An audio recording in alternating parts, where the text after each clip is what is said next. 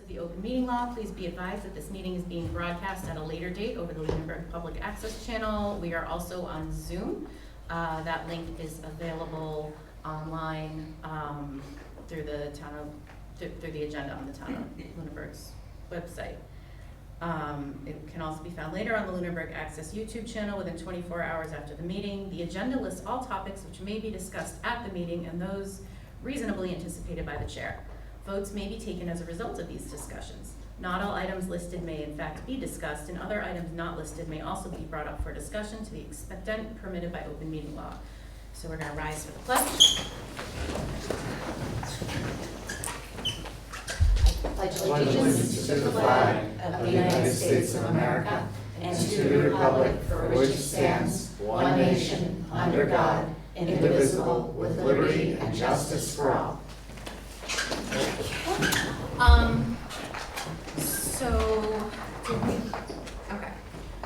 We're going to do public comment for prior issues. Is there public comment from the public? Yes, it's a prior issue. Okay. Am I a prior issue? Yes, you are. Both in both senses, actually. Ancestry. I am Anthony Scullambrini. There's another one in the room. I'm his father, and I'm really, really proud to say that. I wanted to come before the school committee to talk about buildings and building construction and repair. I have been participating in the Lunenburg Municipal Building Design Committee for 5 years, and my comments do not represent the official position of the Lunenburg Municipal Building Design Committee, because unfortunately we haven't had a discussion about the relationship between the improvement / replacement of Turkey Hill Elementary School, which I think is really kind of a shame. But I can say, in an official capacity, as the vice chair of the Master Plan Steering Committee, that at last the master plan was approved Monday night by the planning board. And why that is important to the discussion and the impact on Turkey Hill Elementary School is that that plan prioritized 2 projects for the next 10 years for the town of Lunenburg. That's not to say that the priorities couldn't change, but that plan as approved says that Turkey Hill and town administrative facilities is the number 1 and number 2 priority for this community. And I can tell you, having been a citizen and living in Lunenburg for the last 6 years, that it's time to call the question on Turkey Hill Elementary School. And I say that not because I think the building is in poor condition, but because the building has needs that need to be addressed. At the very top of the list is its handicap, its ADA issues. It is most unfair to the children and the employees that work in that school that building is not handicap accessible. And with each passing day, another student has to endure what's already a really rigorous and sometimes very unfortunate path in the life that they find themselves in, to have to go to a school that's not handicap accessible. That needs to change. There are other obvious things that need to be done with the school, but it's time to call the question. The town has committed to making this a priority, as evidenced by the approval of the master plan. And it's a long process, much longer than what I had understood it to be. And you can't miss the window that's going to come up here in January of 2027. This is a long process. If you missed the window, you've just added 2 more years to a long process. And unfortunately, Lunenburg has a history of not treating its school buildings well. And I call upon the school committee to make a reversal in that plan, in that direction. The last thing that I'll say is that everybody knows that the schools have financial issues. You know, you are going to have an open discussion tonight about the additional funding that's going to come from the state. But there's 2 things here. There is the money that you need to operate, and there's the money that you need to have the right facility for those operations to take place. And you need to work those simultaneously, no matter how difficult that is, and this will be difficult, you need to work those at the same time. Don't ignore the buildings at the expense of the operations, and vice versa. Don't ignore the operations just because you have a building that needs some work done to it. It's time to call the question. Let the state help you make the decision as to whether it's new or it's going to be repaired. I think the building has great bones, and I can say that based on being a civil engineer who has spent 46 years working in the civil engineering business and working particularly with older buildings. So make the right decision, call the question. Don't miss that application window in January of 2027. Thank you. Thank you. Thank you. Do we have other public comment from the public? Do we have anyone on Zoom? I do not see them on Zoom. Okay. So we're gonna do the chair's report. Should I do that now or should we do executive session? Let's do executive Okay, session first. so we have, Mr. McDonald, do you need to get back home because we had talked about doing something out of order? We are good. Okay, you sure? Yep. You're enjoying the quiet? You're- Okay. So we are actually going to enter executive session. Can I get a motion to take it out of order? I'll make a motion to take executive session out of order and go into executive session. Mandy? I'll second, sorry. Okay, and Jean is online, so we'll do a roll call vote. Ms. Gilman, Yes. Mr. Schoenbrady, Yes. Ms. Russell? Yes. Thank you. An aye for me. So we're gonna enter executive session. We're gonna go in the other room, and then we will be back as soon as we can. Okay. We are back in regular session. Bear with me 1 minute while I unlock everything. Okay. Oh, it worked. Thank you. That is awesome. Okay, so chair's report. We've had a few things happen. So to update, after our last meeting, one of the members of the school committee, Ms. Gilman, acting as a citizen and not on behalf of the school committee, submitted a petition to the town clerk for a call for a special town meeting. This triggered a legal process where the select board now legally must hold a special town meeting within 45 days. This special town meeting is going to be in addition to the November special town meeting, so we're calling it the extra special town meeting. It will be held on Thursday, September 3rd. We're gonna talk more about it on our agenda tonight, down the line, and any action we wanna take in relation to this September 3rd extra special town meeting, but I did want to explain briefly at the top what was going on there. And I also want to apologize because I think at our last meeting on Zoom, I know the audio cut out a lot, it was hard to follow, and I apologize for that. And I think I failed to adequately explain to the public what we were doing in regards to the extra funding coming in from the state and where we're at. So I've been fully engrossed with these numbers and these discussions for so long, and I failed to realize that it's probably very confusing to other people, because I am not a natural teacher and do not have that gift. So I want to go back and break down the numbers. So I have a slideshow on the cherry sheet and the numbers, and we're going to go through it. So let me. Laura, you did do a good job last time. I don't do think hard on yourself. I feel like I just sort of jumped ahead on people. No, I know Zoom. It's hard on Zoom, yeah. So yeah, you guys can. Yeah, Okay.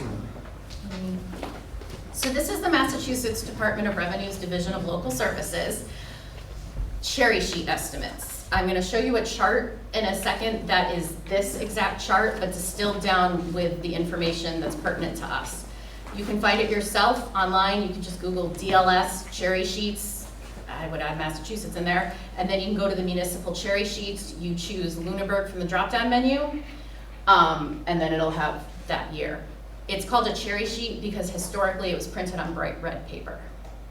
I had that question. And there are two sides to this sheet. I'm showing you the first side here, which is receipts. That's the money coming in. There's also estimated assessments and charges, which is money we as the town pay to the state for various programs or charges for things like the town is sending to charter schools or out of district.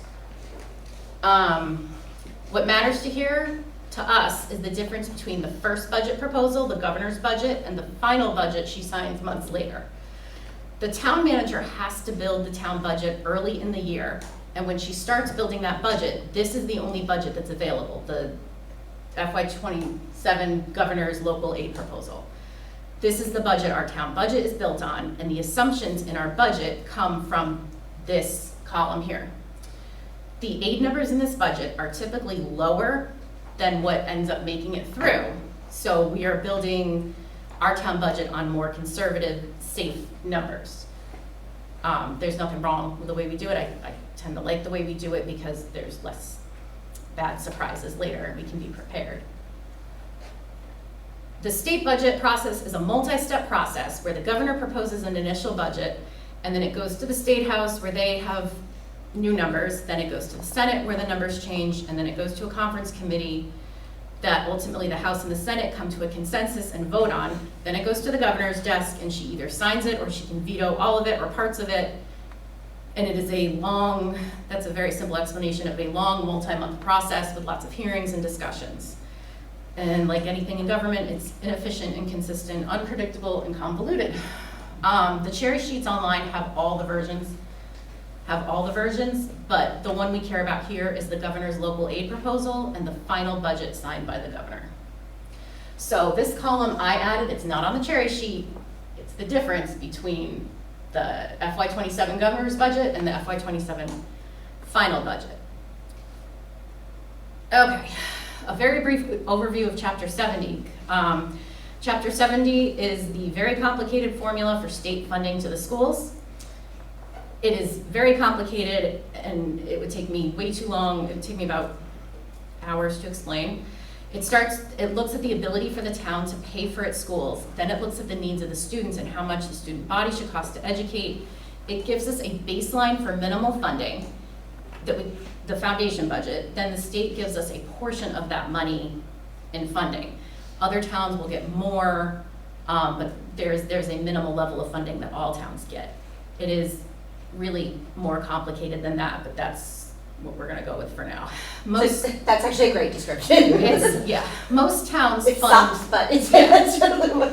most towns fund over their foundation budget. The formula is old, it's outdated, it has not been updated, it's decades old, it didn't keep up with inflation, and it does not reflect the modern cost to educate a student. Lunenburg, like nearly every other town like us, funds the schools at a level higher than the minimum state requirement, because state has a minimum level that towns need to fund their schools at. But we fund above that because the reality of what it costs to educate a Lunenburg student is way more, and historically voters of this town wanted decent schools and a decent education for its kids. So for the numbers, we have Chapter 70, school transportation doesn't apply to us, the number is always 0. Charter tuition reimbursement is to mitigate the financial impact of charter school tuition that the town has to pay. We'll talk about that more later. This one is highly variable from year to year based on what they felt like funding. Smart Growth School Reimbursement is another confusing funding mechanism. It's a zoning district that translates into more money from the state. And school choice receiving tuition is tuition from outside students attending Lunenburg schools. I made charts. This is Chapter 70. These go back 15 years. You can go back more. I stopped at 15 years. This is Chapter 70 by year. I did not adjust this for inflation. This is just the numbers.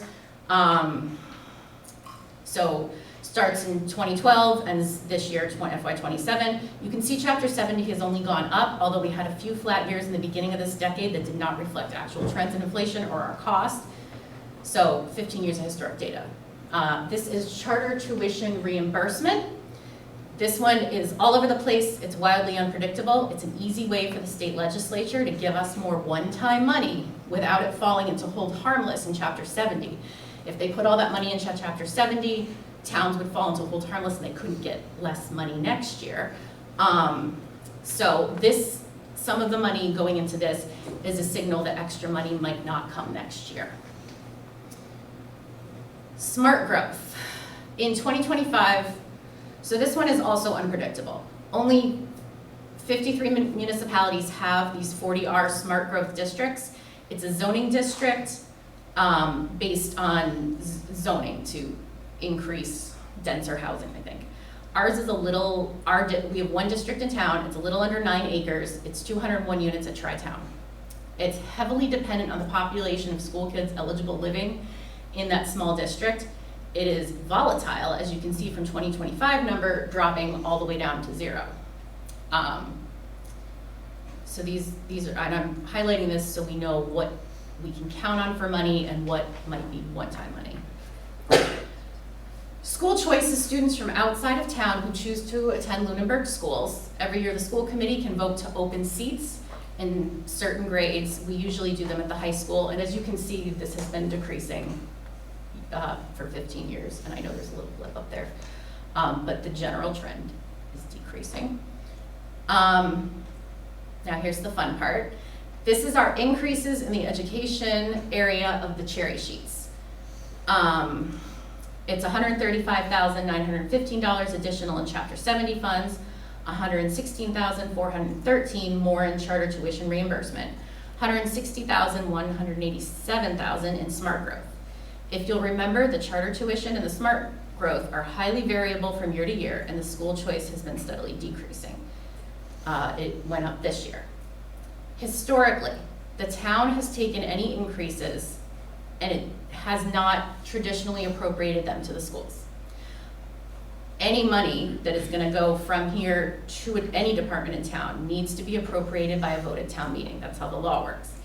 In November town meeting of 2024, Mandy Gilman, as a citizen, did submit a warrant article for the increase that year. Which passed. No, actually, the school committee did it. We did that? Yeah, At Brian your request? Layton was the chair. Okay, Yeah, no, it was Brian who did it. thank you. Yeah. That is good to know. It was about, I looked it up though, it was $60,000 I think that year, or it was a much smaller sum. So this is the larger, this is the larger cherry sheet receipts. Here we can see the majority of the increase was to education coded funding, but the town also saw a slight increase in UGA and VBS in the elderly. UGA, UGGA, is unrestricted general government aid. I know it's tiny, it was hard to fit. VBS is for the visually impaired and the elderly. The total increase was $491,988. Yeah, they're gonna stay small, I'm sorry. There is a second part to the cherry sheet, which is assessments and charges, money we owe to the state. It is important to look at this piece too, and not just the aid. We pay for participation programs like the Central Mass Mosquito Control Project, we pay into the MBTA and regional transit. And down here at the bottom, we also pay into charter schools. In Massachusetts, charter schools are public schools outside of the local and regional district. They're free for parents and children to send your student to, but the state assesses a charge on the town for the tuition. Tuition is based off the average cost of educating a student in your town. The charter tuition reimbursement from a few slides ago was designed to mitigate these charges and to mitigate the financial loss, not entirely, but to help mitigate the financial loss of a student deciding to attend a charter school instead of our district schools. School choice sending tuition is similar, but it's a different formula for the cost. In Massachusetts, you can choose to send your child to another town's schools if that school has seats open. It's not a moneymaker for towns. You get less than it costs to educate the child, and the state legislator, the Chapter 70 formula, has not increased that cost since they said it in, I think, the early 90s, so it did not keep up. But there are strategic reasons that school committees decide to open up seats. Like if you have very small class sizes in one grade and you want to absorb more kids without having to lay off teachers. Or at the high school level, sometimes it's beneficial to have more students, which means more options and more classes to choose from for scheduling. So there's reasons we do it. And I want to be upfront, I think these numbers are going to increase dramatically next year. I know that when a local school gets to the point that ours might be at, parents start looking for other educational opportunities. It is a real loss to the town. There's a financial cost to the town that will ultimately hurt taxpayers. And there's a cost to the community when a child and their family leaves to go somewhere else for education. It's better for everyone when we can provide schools that make community members want to stay. And there is a real sadness to being a town that cannot provide ample educational opportunities for its citizens. So our school choice sending tuition decreased. Charter school sending tuition increased for a subtotal of $15,326 in extra assessments. And those were the only state assessments that went up, were all in education. Okay, last slide is back to the first one. So we can subtract from the $491,988 the $15,326 in extra assessments, and we get $476,662 in additional aid coming from the state. So that is where we are with the numbers. Can I add just one thing? Yeah? I just want to thank all the parents and community members and all the people who attended hearings, including the students who attended a hearing with me this spring, and everyone who's written emails to our legislators. This is what that can do, right? So I know it seems like a long haul. It is a long haul. That government is not easy. It's not quick fix, but our passion and our continued emails and our continued crying out for help from the state brought in this extra money. So I just want to thank every single person who sent an email and every single person who reached out to their legislator. And I'm going to continue to ask people to do that because I guess I'm relentless. I don't know, but I know we can get more money. But thank you, everyone, including members of this committee who continue to sign on to letters and do things, you know, to get more money. Drive people to. Drive people to the State House. Oh wait, that was me. Okay, so that was my share. Thank you, report. Laura. No problem. So hopefully that helps clear up some of the questions about the numbers, or it just made it a whole lot more No, that was confusing. really good. It wasn't Okay, student representatives report, did she went home? She was here in her new job, but she'll be around. Oh, okay. That's amazing. Okay, review and approve minutes. Do we have minutes? I didn't see it. Okay, so, yeah, cruising right along. Review and approve line item transfers, warrants, and donations. We have so many, and that was the main reason for this meeting. So let's, hi, Chris. Hello, good evening. Do the line item transfers. I'll try to go through these as quickly as possible. This is your mic up. Yeah. Are these, where are these in the folder? Are these just? They're here. They're just in the big folder. It says budget Oh, transfers. okay. Cool. 729.26, So many. right? So all the transfers tonight are just to cover overages and the accounts that they were in. I'll start with the first one. We're gonna be transferring $7,535 for maintenance of buildings to maintenance of grounds, contracted services, and that's just to cover grounds, contracted service overage. Okay.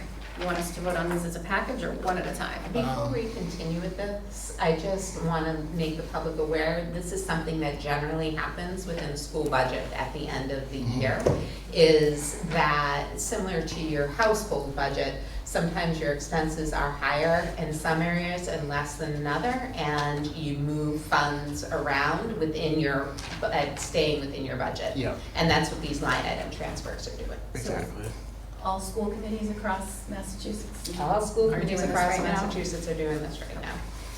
Yeah, this is a very normal thing that you do at the end of the year. The second is to cover maintenance overtime overage, and we're taking $114.58 from maintenance salaries and transferring it to maintenance overtime salaries. Do you guys have any questions on that one? No? Okay. The next one is to cover elementary and primary school custodian salary overages. We will be transferring a total of $13,950.61 from middle school custodians and high school custodians to elementary school custodians and primary school custodians. Yep, that makes sense. Any questions? Okay. Next is to cover athletic security overage, and we'll be transferring $2,809.04 from athletic transportation to special detail athletic events. Okay, and that's the cost of police? If you Police have a and large custodians. athletic event? Yes. And Yeah. custodians, okay.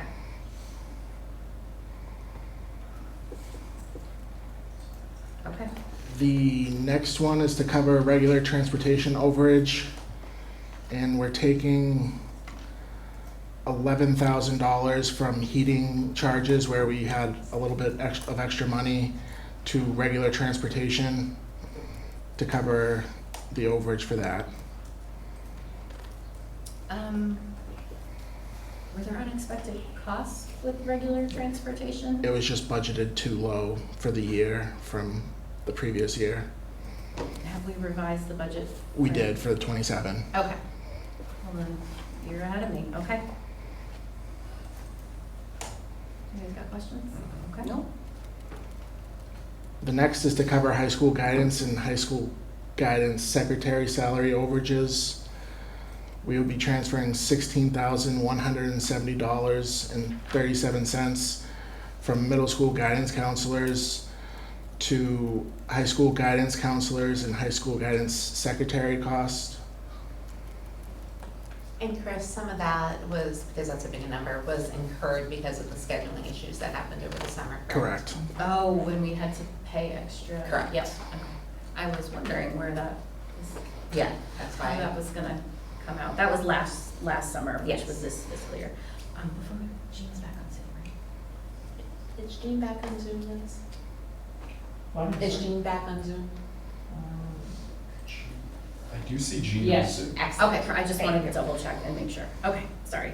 Continue, you got, The next one is to cover high school substitute overage. We'll be transferring $2,460 from high school long-term substitutes to high school regular substitutes. perfectly. Yep, reasonable. Okay. The next one is to cover the high school principal salary overage. And there we will be transferring $9,663.95 from middle school administrative secretary to high school principal assistant principal. Okay, can you explain that one? What happened there? So those were just line items that were too low in the budget Okay. for salaries. They've been corrected though for 27 going forward. That's my next question. Okay.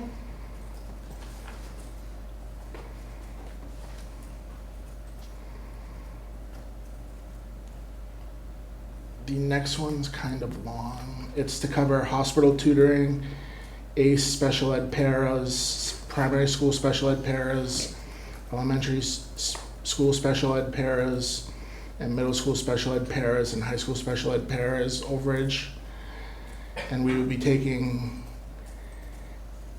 $81,075.96 from high school sped resource room teacher and be transferring it to hospital tutoring, ACE sped paraprofessionals, primary school sped paraprofessionals, elementary sped paraprofessionals, middle school sped special ed paraprofessionals, and high school special ed paraprofessionals. Was that an unfilled position? I think it was a leave of A leave of absence. A leave of absence. Oh, okay. All right. No? Makes sense. Jean, if you have questions, you can just yell out too. And I believe this is the last one for tonight. It's to cover the superintendent general supplies overage, and we're transferring $3,584.80 from dues meetings to general supplies. What dues and meetings didn't we end up? There are a couple that I didn't go through. Yeah, there were a couple events. Yeah, Part of your contract? it is part of my contract, but I didn't use the full amount last year. For compensation. All right. Okay. Was that everything? For tonight, yeah. Oh. I think that's everything for the year, right? No, Or there is might be a just couple, gonna there more? might be a couple more coming. Okay. Can I ask a general question? Yep. What percentage of the budget did we spend this year? So I looked at it earlier, so we spent out all the expenses, we're at 100.2%.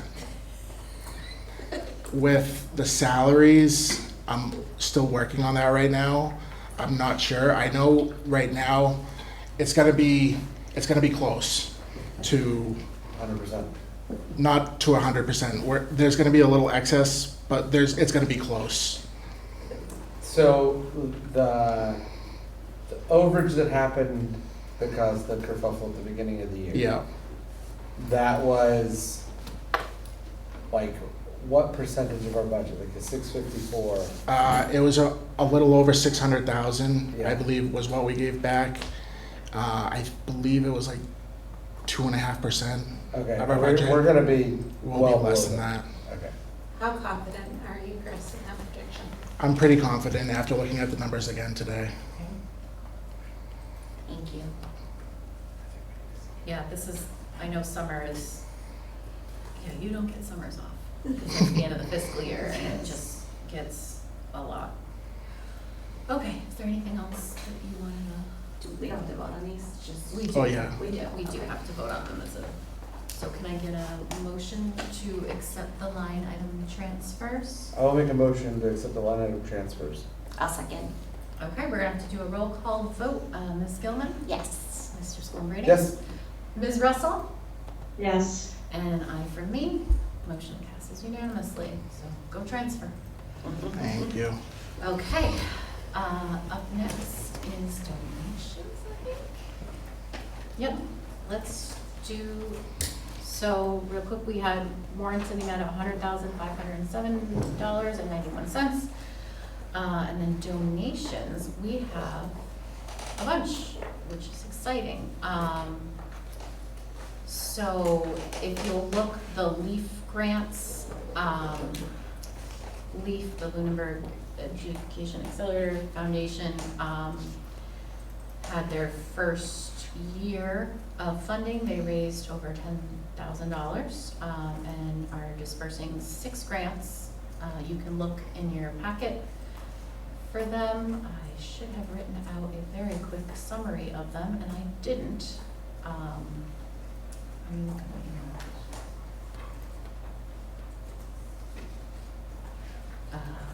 so I can just outline for people what they're doing.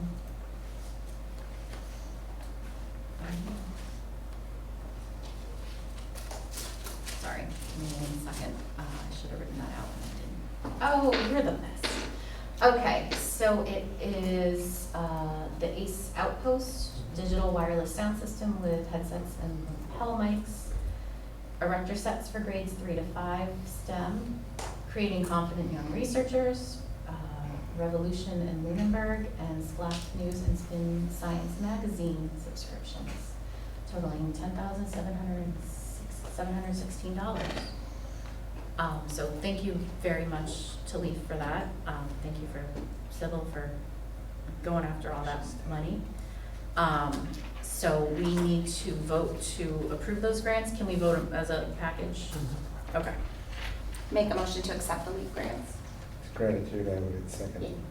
Okay, it's gonna be a roll call vote. Ms. Gilman? Yes. Mr. Schoenbreding? Yes. Ms. Russell?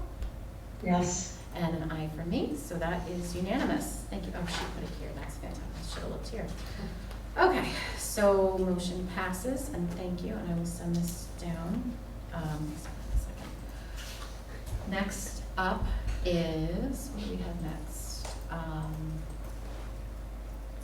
do music aiders since it's Yeah. in the folder. It's right here. Yeah. Okay, Lunenburg Music Aiders. Laura, do you want to come up and? Yeah. Yeah, thank you. Yeah, the Laura Bergen, president of the Lunenburg Music Aiders, 389 Milpas Road.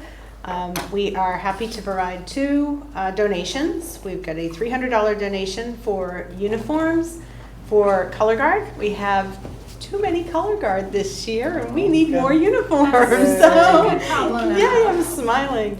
At last count, we have 38 band and Color Guard members. We are tripled, more than tripled, 38. That's amazing. We have more than tripled in 3 years. Yes, Wow. the kids are doing an amazing job recruiting, and our 5th grade band, I go back to, When can I go see them? our 5th grade band is, they're coming back up through the ranks, so we're on the other side, I hope, of, knock on wood, of the COVID pandemic, so, yeah, so thrilled. So we need some new tunics, we may need some flags. Ms. McGregor is taking inventory of the show and what we might need for additional flags, so this $300 is for that.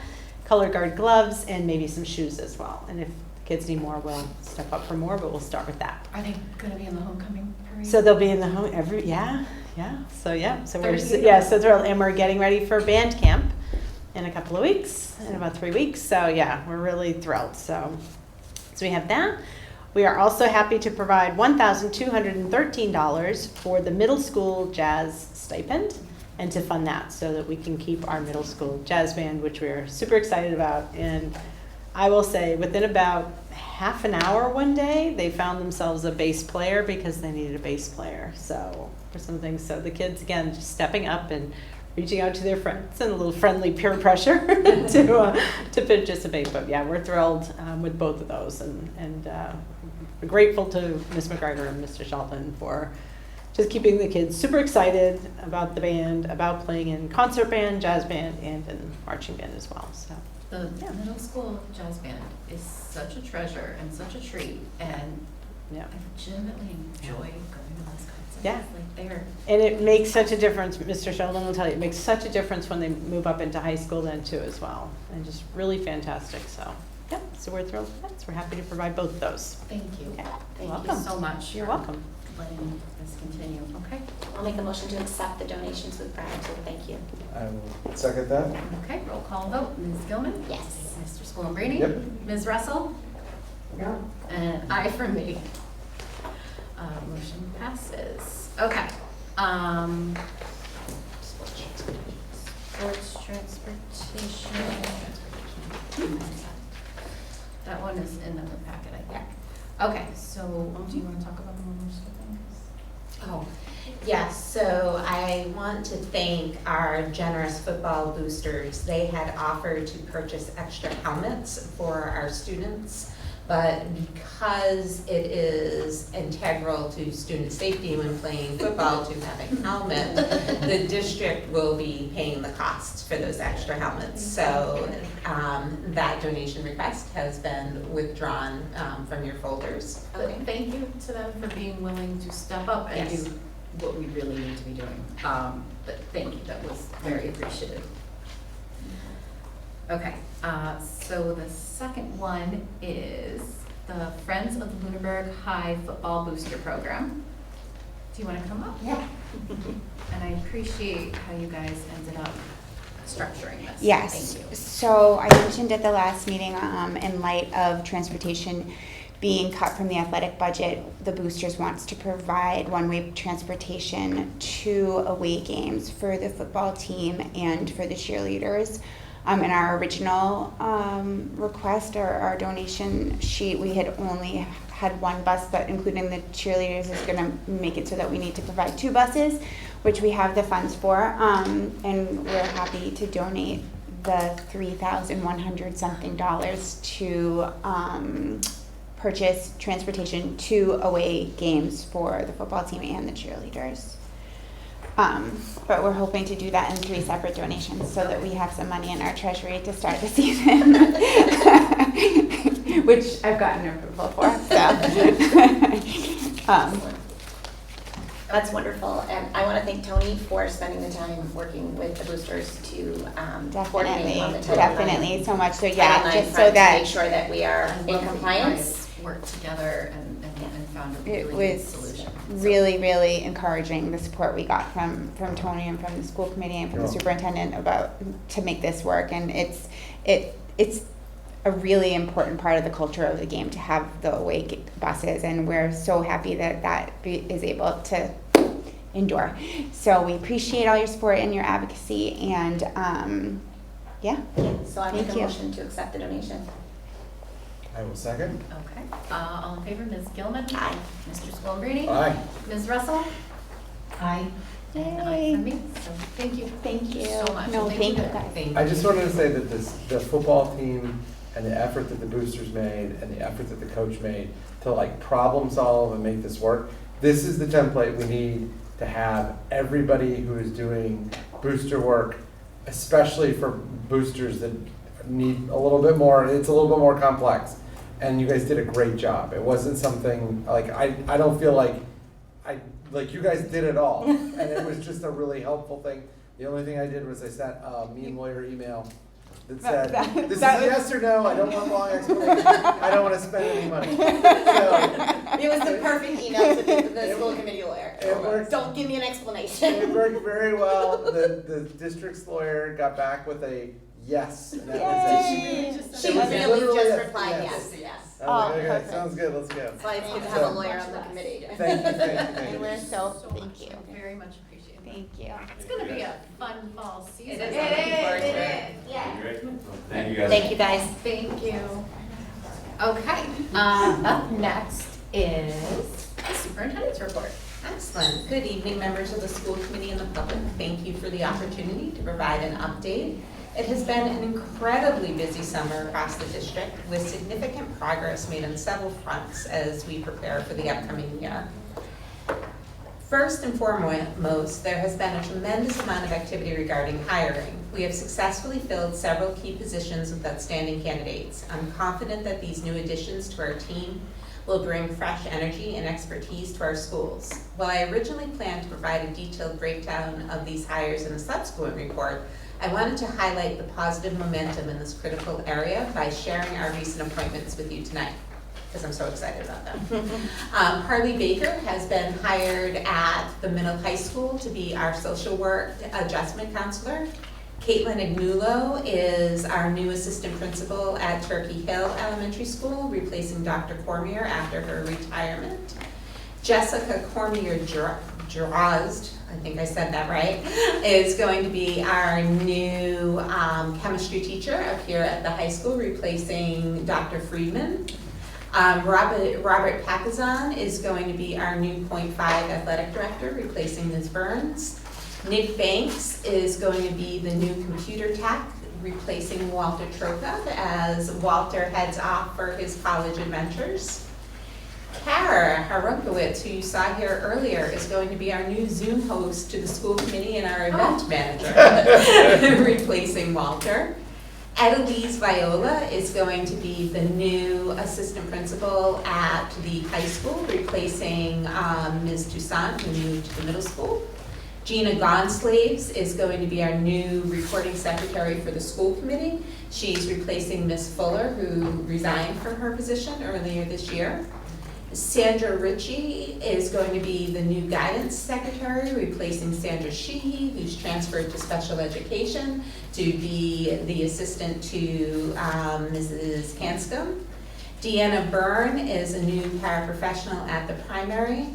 Kenzie Manone is the new social worker adjustment counselor here, replacing Tony Tata.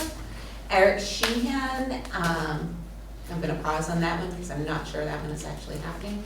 Denixa Mendez is hired at the primary school as a custodian, replacing Lisa Glenny, which is that hard to fill nighttime custodian position, or keep filled that hard to fill nighttime position. I'm very pleased to announce some excellent news regarding district funding. First, the FY26 earmark funding to approve our 10-passenger vans has been finalized, finally, and I'm happy to report that the vans have been ordered. This is fantastic news for our smaller programs. Our administrative team, will be meeting next week to work out the systems and structures for deploying these vans efficiently. That's the next piece of work that we have to do. Additionally, we received a letter from Senator John Cronin's office informing us that they have successfully secured $175,000 in earmarks for FY27, specifically designated for system infrastructure upgrades. In the coming weeks, I will be working closely with the Technology and Buildings and Grounds departments to develop a comprehensive spending plan for these funds. I also want to provide a brief update on the issue of the unpaid scholarship funds. Please know that we actively worked with town officials to resolve this matter as quickly and equitably as possible. I really want to commend my central office team who did a lot of researching and has been communicating about this problem since early May with the town in order to resolve this. The town has notified that the issue has been resolved. This was a priority for us, and we were committed to finding a solution that honored the intent of these scholarships and supported our students.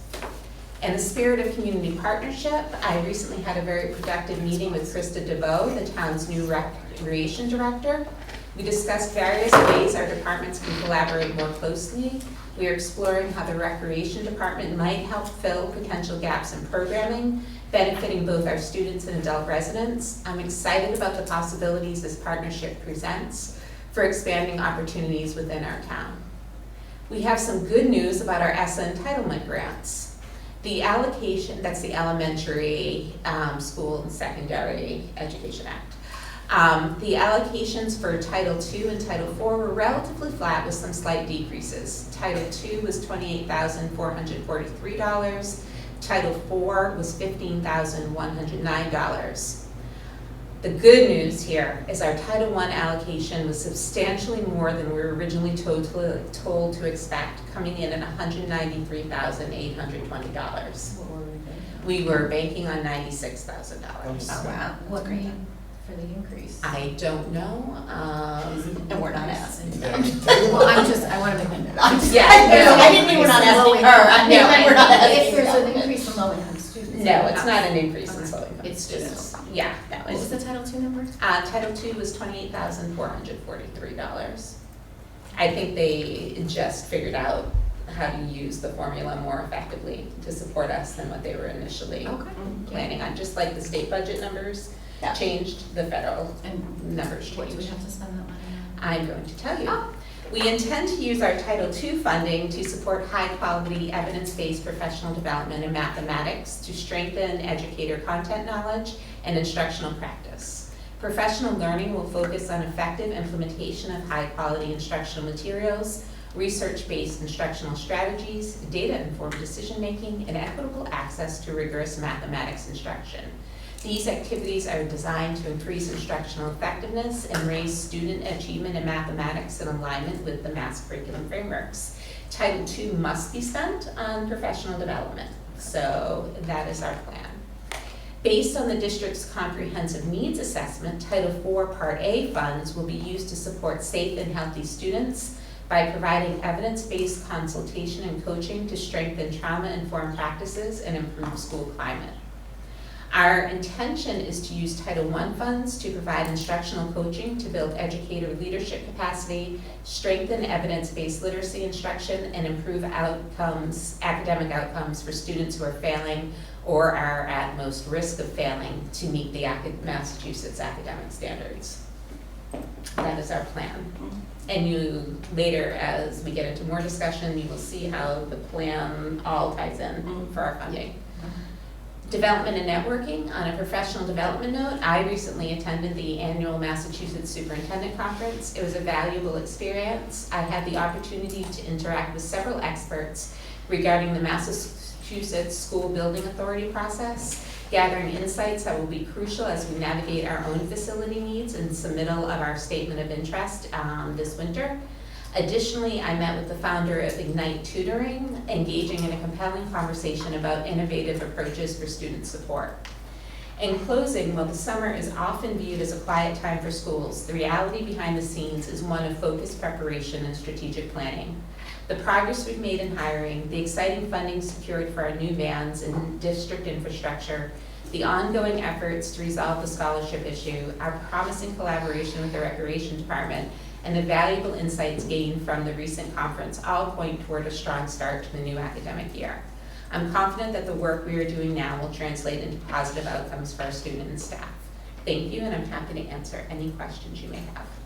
Have the checks for the scholarships all been written and given to the students? Yes, they have. Thank you. The Thank final you, one Liz. was given Monday, correct, Liz? Mhm. The final check was Monday. Yes. Okay. thank you, Liz, for trying to untangle that knot, because it's important that students get their scholarships, especially before college starts in a few weeks. Okay, thank you for that. All right, so the Title I is just, we're not seeing an influx in No, income. no, I Okay. think it's really the federal government kind of figured some things out, surprisingly.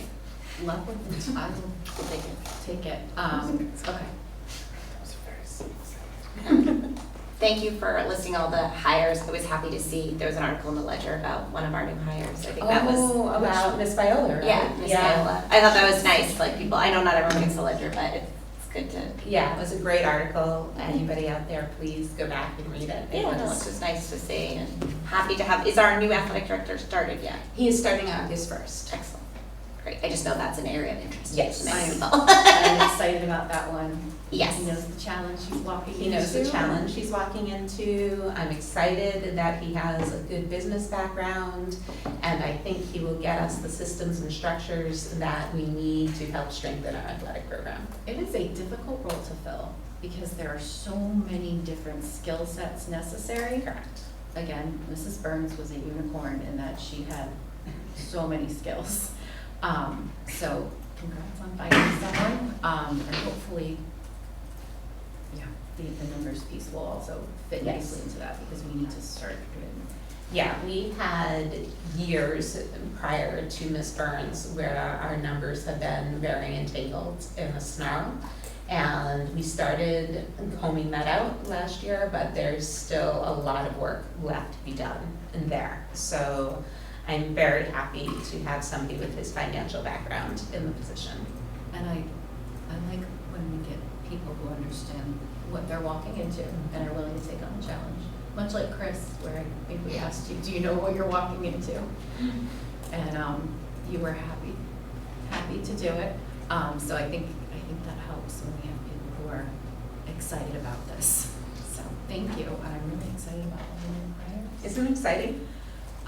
Yeah, this is a big year for that. Mm-hmm. Okay, does anyone have questions for Dr. Fortuna? Ms. Russell, did you have any questions?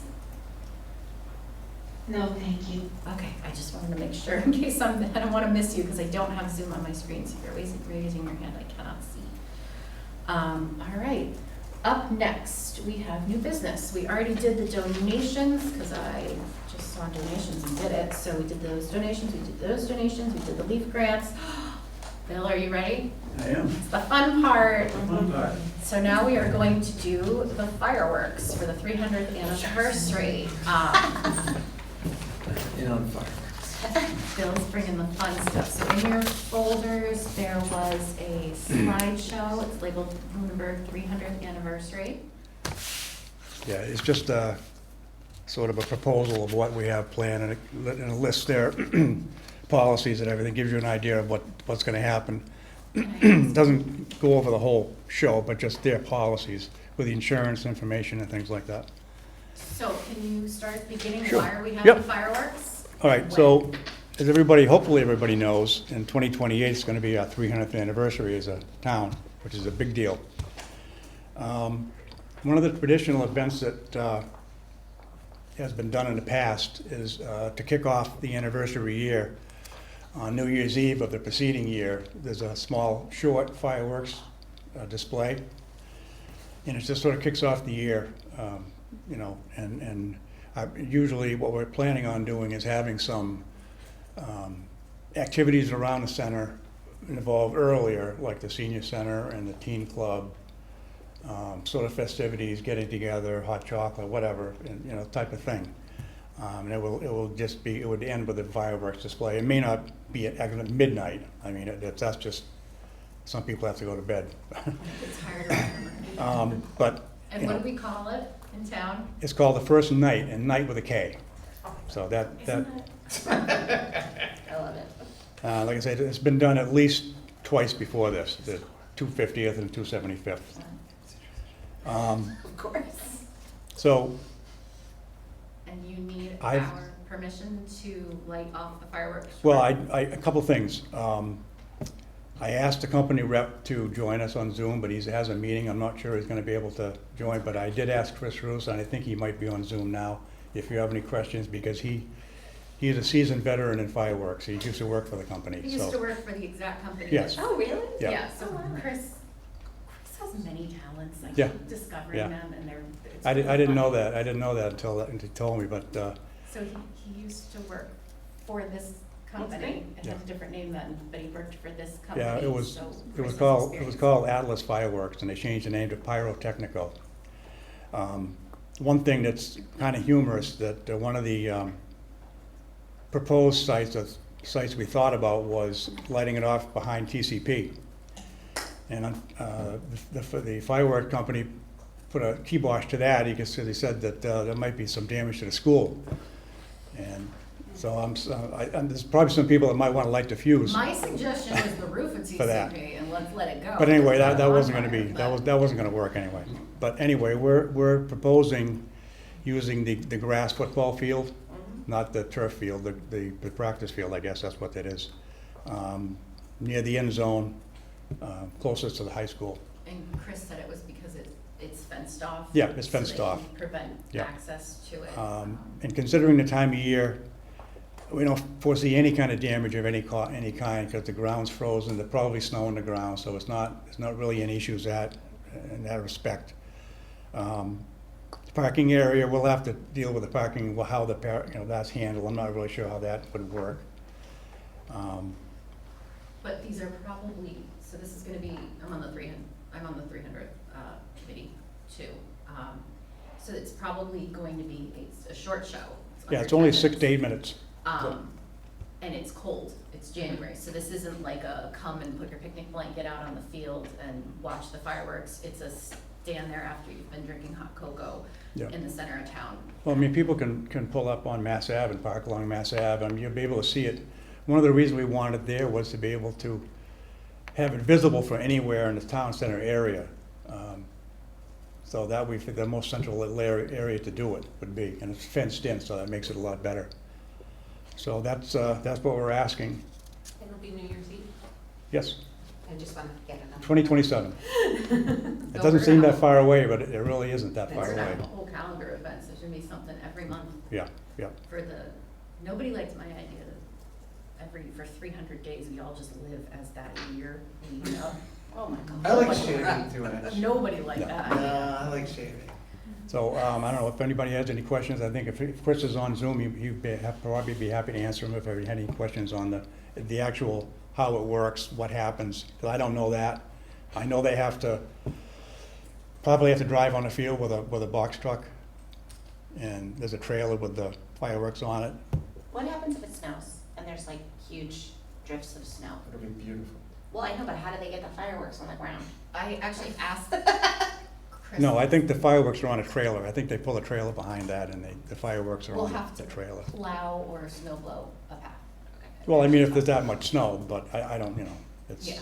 Hopefully it won't be like this winter.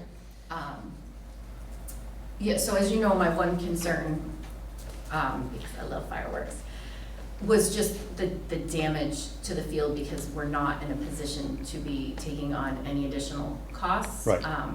But from what I've seen is any damages to fields either to school facilities from fireworks, because it turns out it does happen, is either, it's summer and the grass catches on fire. Right. Which shouldn't be an issue.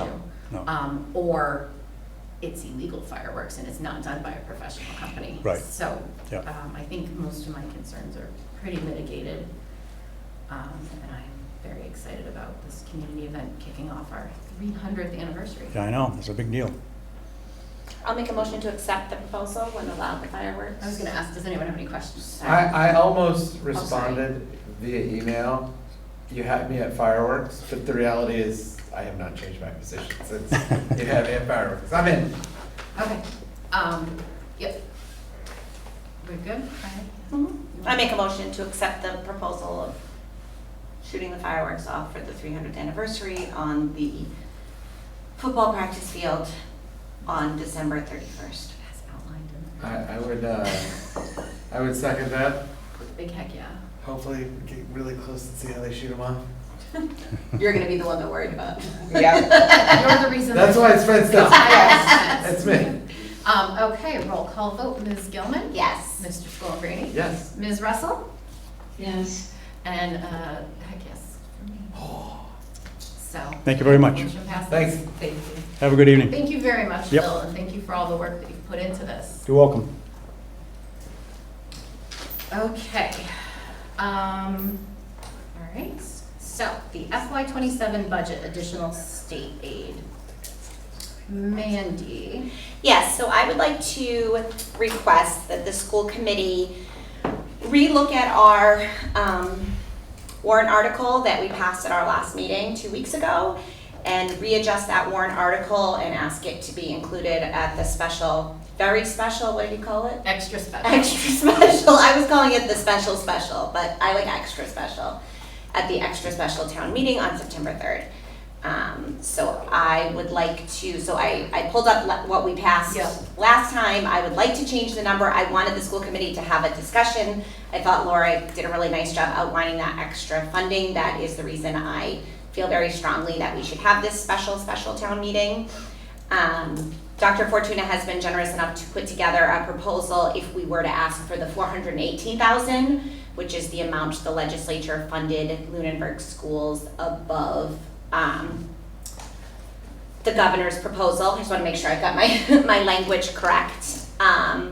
You know, I think there is an argument for us asking for the $475,000 that that the town got as a whole above. You know, we did cut over $800,000 in our budget this year. And, you know, on top of this stuff, I am not going to present as lovely as Laura did. Actually, her slides were great. There is an additional over $300,000 as well that is coming in the state budget. That is one-time money that I'm not asking for, but it is not like the town is not going to get more funding through the budget process. We had paid some bills during town meeting, including snow plowing and a few other things that came through as earmarks in the state legislature budget. So I don't know, Jean and Laura and Tony, I know Dr. Fortuna had mentioned with the 418. I don't know if you want to talk a little bit about she had sent us some pre-information on what you would think you would spend that last $68,000 on. Dr. Fortuna, if that were to come to us. Mm-hmm. So one of the positions to create a balanced budget that we weren't filling due to attrition was a certified occupational therapy assistant. In looking at the numbers, while our overall enrollment remains steady, we are seeing a rise in the number of students requiring specialized support. Specifically, there are anticipated increases in the caseload of students who need occupational therapy services to fully access their education. A CODA, a Certified Occupational Therapy Assistant, will provide crucial direct support to effectively manage this growing caseload, working under the guidance of our incredible occupational therapist. Recent changes in state law strictly limit the use of cool-down rooms in schools. This is important to the ask for this position. As a district, we fully support creating proactive, inclusive environments for our students. However, this legal shift means that many students who previously relied on those spaces now require highly individualized sensory plans to help them regulate their emotions and remain engaged in the classroom. Developing and implementing these personalized sensory diets and regulation strategies is incredibly time-intensive and requires specialized knowledge. An OT and a CODA is specifically trained to execute these plans, providing the immediate in-the-moment support students need to succeed in their classroom without relying on physical cool-down spaces. They also can help write the plans that can be executed by teachers or paraprofessionals in the room. Replacing this CODA on our team is a vital step in meeting the evolving needs of our students and providing safe, effective, and proactive support. So, this is a new requirement from the state, the cool-down room? So the cool-down room elimination goes into effect, or is in effect right now, that we can no longer use them. When did that start? That was? Over the summer. It was How after much the end of the school money year. did that come with when we were required to shift? $0. Okay, And 0 is none. Correct. Okay, so this is another unfunded mandate. Correct. Where we are told we need to shift what we're doing, and it's gonna require Correct. much more cost to us. Mhm. I'm not saying it's not the right thing to do, I'm not saying you don't have the right to do that, but just, there is no additional state money Correct. earmarked for this, even though it's going to cost more. Yeah, there's some interesting things about this too. The state was supposed to develop professional development opportunities for teachers. We still have not seen that. Oh, will that happen before the beginning of the school year? Most likely not. Okay. I also did look through some of our stuff, and it looks like we're down in OT.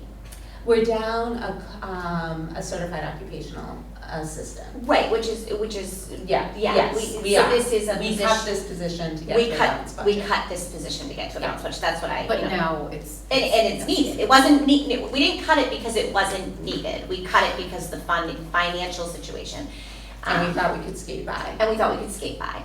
The thing I would like to ask as well is, would you say possibly these are the types of positions that help keep kids in district? Yes. So could we just elaborate on that for the public again? It's something that we understand as a school committee, but just a sentence or two. Yeah, so if we're not able to provide a free and appropriate public education in the district, we are required to provide outplacements for students. If we have a student that is highly dysregulated, that we can't use a cool down space and we can't provide a sensory diet for, then we potentially have students that are very dysregulated, very disruptive to their own education and the education of others. And it would be incumbent upon us to consider outplacements. Now, I'm not saying that our outplacements we might not see an increase in outplacements either. This gives us another tool in our tool belt to stop that. Yeah, and being in the classroom or in the school district is better for students. Absolutely, the research all bears. The research all bears that out. That it's better both for the student with special needs as well as the student in general education. In general education. So cutting positions like this are sort of short-term gains for possible long-term costs, disasters, I mean, literally those kind of things. Correct. Can we talk about, so the 418, I believe, sorry. Before we do that, I wanna, Yeah. it's a little bit of a knot, Linda, I know we talked about this earlier today. Yeah. Because you submitted this, the request for the town meeting. Yeah. And attached to it, and you did that as a private citizen. Yeah. So we as a committee need to decide if Tony brought to my attention that when we voted on the warrant article, we didn't specify a date for that. So I guess I wanna untangle if we as a committee submit our own article, because right now there is an open warrant for open warrant. Yeah, like the There's an agenda. open- yeah, The agenda so- for town meeting. Because every town meeting, there's a period where it is open and anyone can submit a warrant article. And that closes August 7th. They opened it right away and it's open now. And anyone can submit a warrant article. As a town body, we can submit one without the signatures. So that is my request. Okay, because if we do that, the request is still attached to yours as a citizen too. So the request that I requested as a citizen was for more money for the schools, and that over to whatever many people signed. It did not have an exact amount on it. It just said we would like to have a special town meeting to discuss further money for the schools. Yet to see if the town will vote to raise and appropriate or transfer from available funds, which is the typical language. Yeah. A sum of money, non-specific. Yeah. To supplement the school department's fiscal year 2027, FY 2027 operating budget, or take any other action relative thereto, and further the undersigned petitioners request that upon certification of this petition by the town clerk, and then you talk about the 45 statutory clock and the dates, but it doesn't specify an amount, just to supplement. So I wanna. Right, because although I submitted the request as a private citizen, I am not going so rogue that I wouldn't want the school department to have a say in where the funding is most needed. And Dr. Fortuna had already presented a spending plan to us up to the $350,000.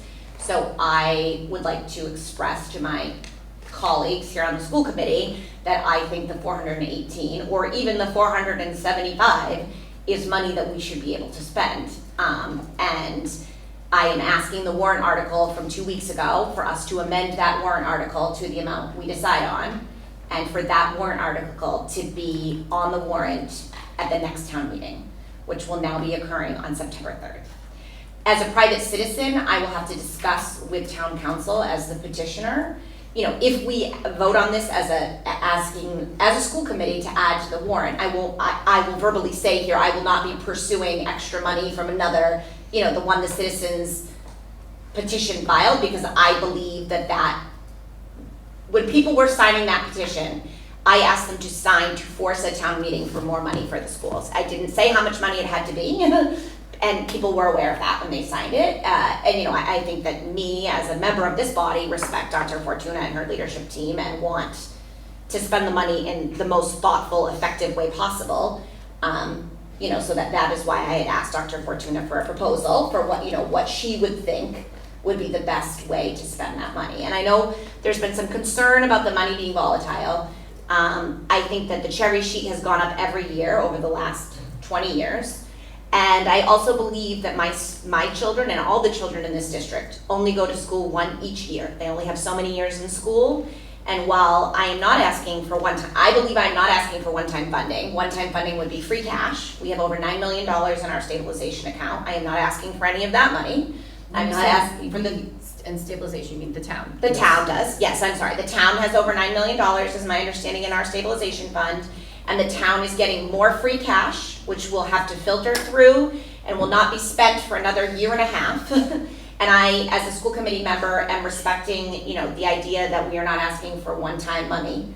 But I feel very strongly that this money is money that families and kids and parents lobbied the legislature for. The legislature said spend it on schools, and for some reason, the town does not want to spend it on the schools. So, and that is why I've asked people to sign. I collected signatures with the help of many people, including Select Board Member Layton, Anna Lockwood, who I've disagreed with on a lot of things. My sister did a lot of work, you know, so, we collected signatures in 3 days. This was not a controversial move by people. And, you know, if the Select Board had acted on our first request, you know, I've heard a lot in the discourse about how this is so much work for everyone, but, you know, if they had acted upon our request at the end of June when we asked them to do this, we wouldn't be doing this right when school started.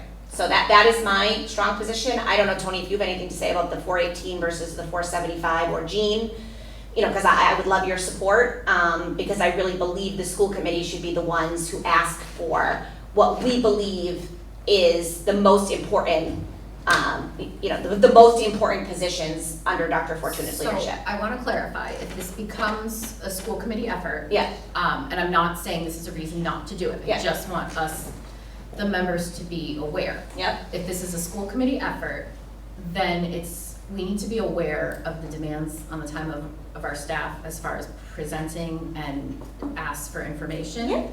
Because the timing of this special town meeting means it is being held the first week of school. Dr. Fortuna, as we heard tonight, has a lot of new staff starting. I don't foresee it as being as exciting as the first day of school last year. Let's hope not. Let's hope. But I do want us just to be aware about the demands on our already stretched thin staff. Everyone is dealing with increased pressures and decreased staffing. And the timing does make it difficult, but it's not a reason to do it. I just want us to be aware. And I appreciate that, and I appreciate Dr. Fortuna's willingness to discuss and work on this stuff with me and to talk about this, you know, and come up with a proposal for additional funding. And I'm hopeful we're going to continue to get some more money. The next thing I'm going to ask you guys to do is I wrote a letter to the legislature asking for some additional money the governor proposed. But, you know, as each year ticks by, all of our children are getting older. And every child is getting older.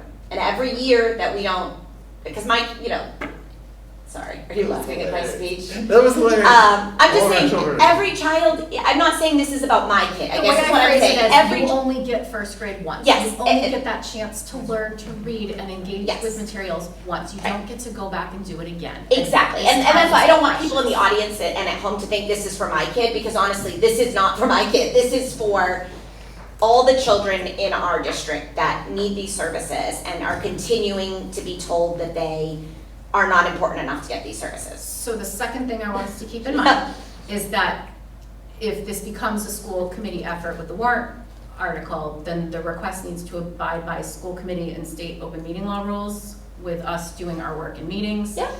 And having the discussion during meetings, because I know that there was tension when it came to citizens petitions in the past with the school committee's ability to pivot or adapt quickly to changing situations, because we could only do things in 2-week chunks when we were meeting, because it is difficult.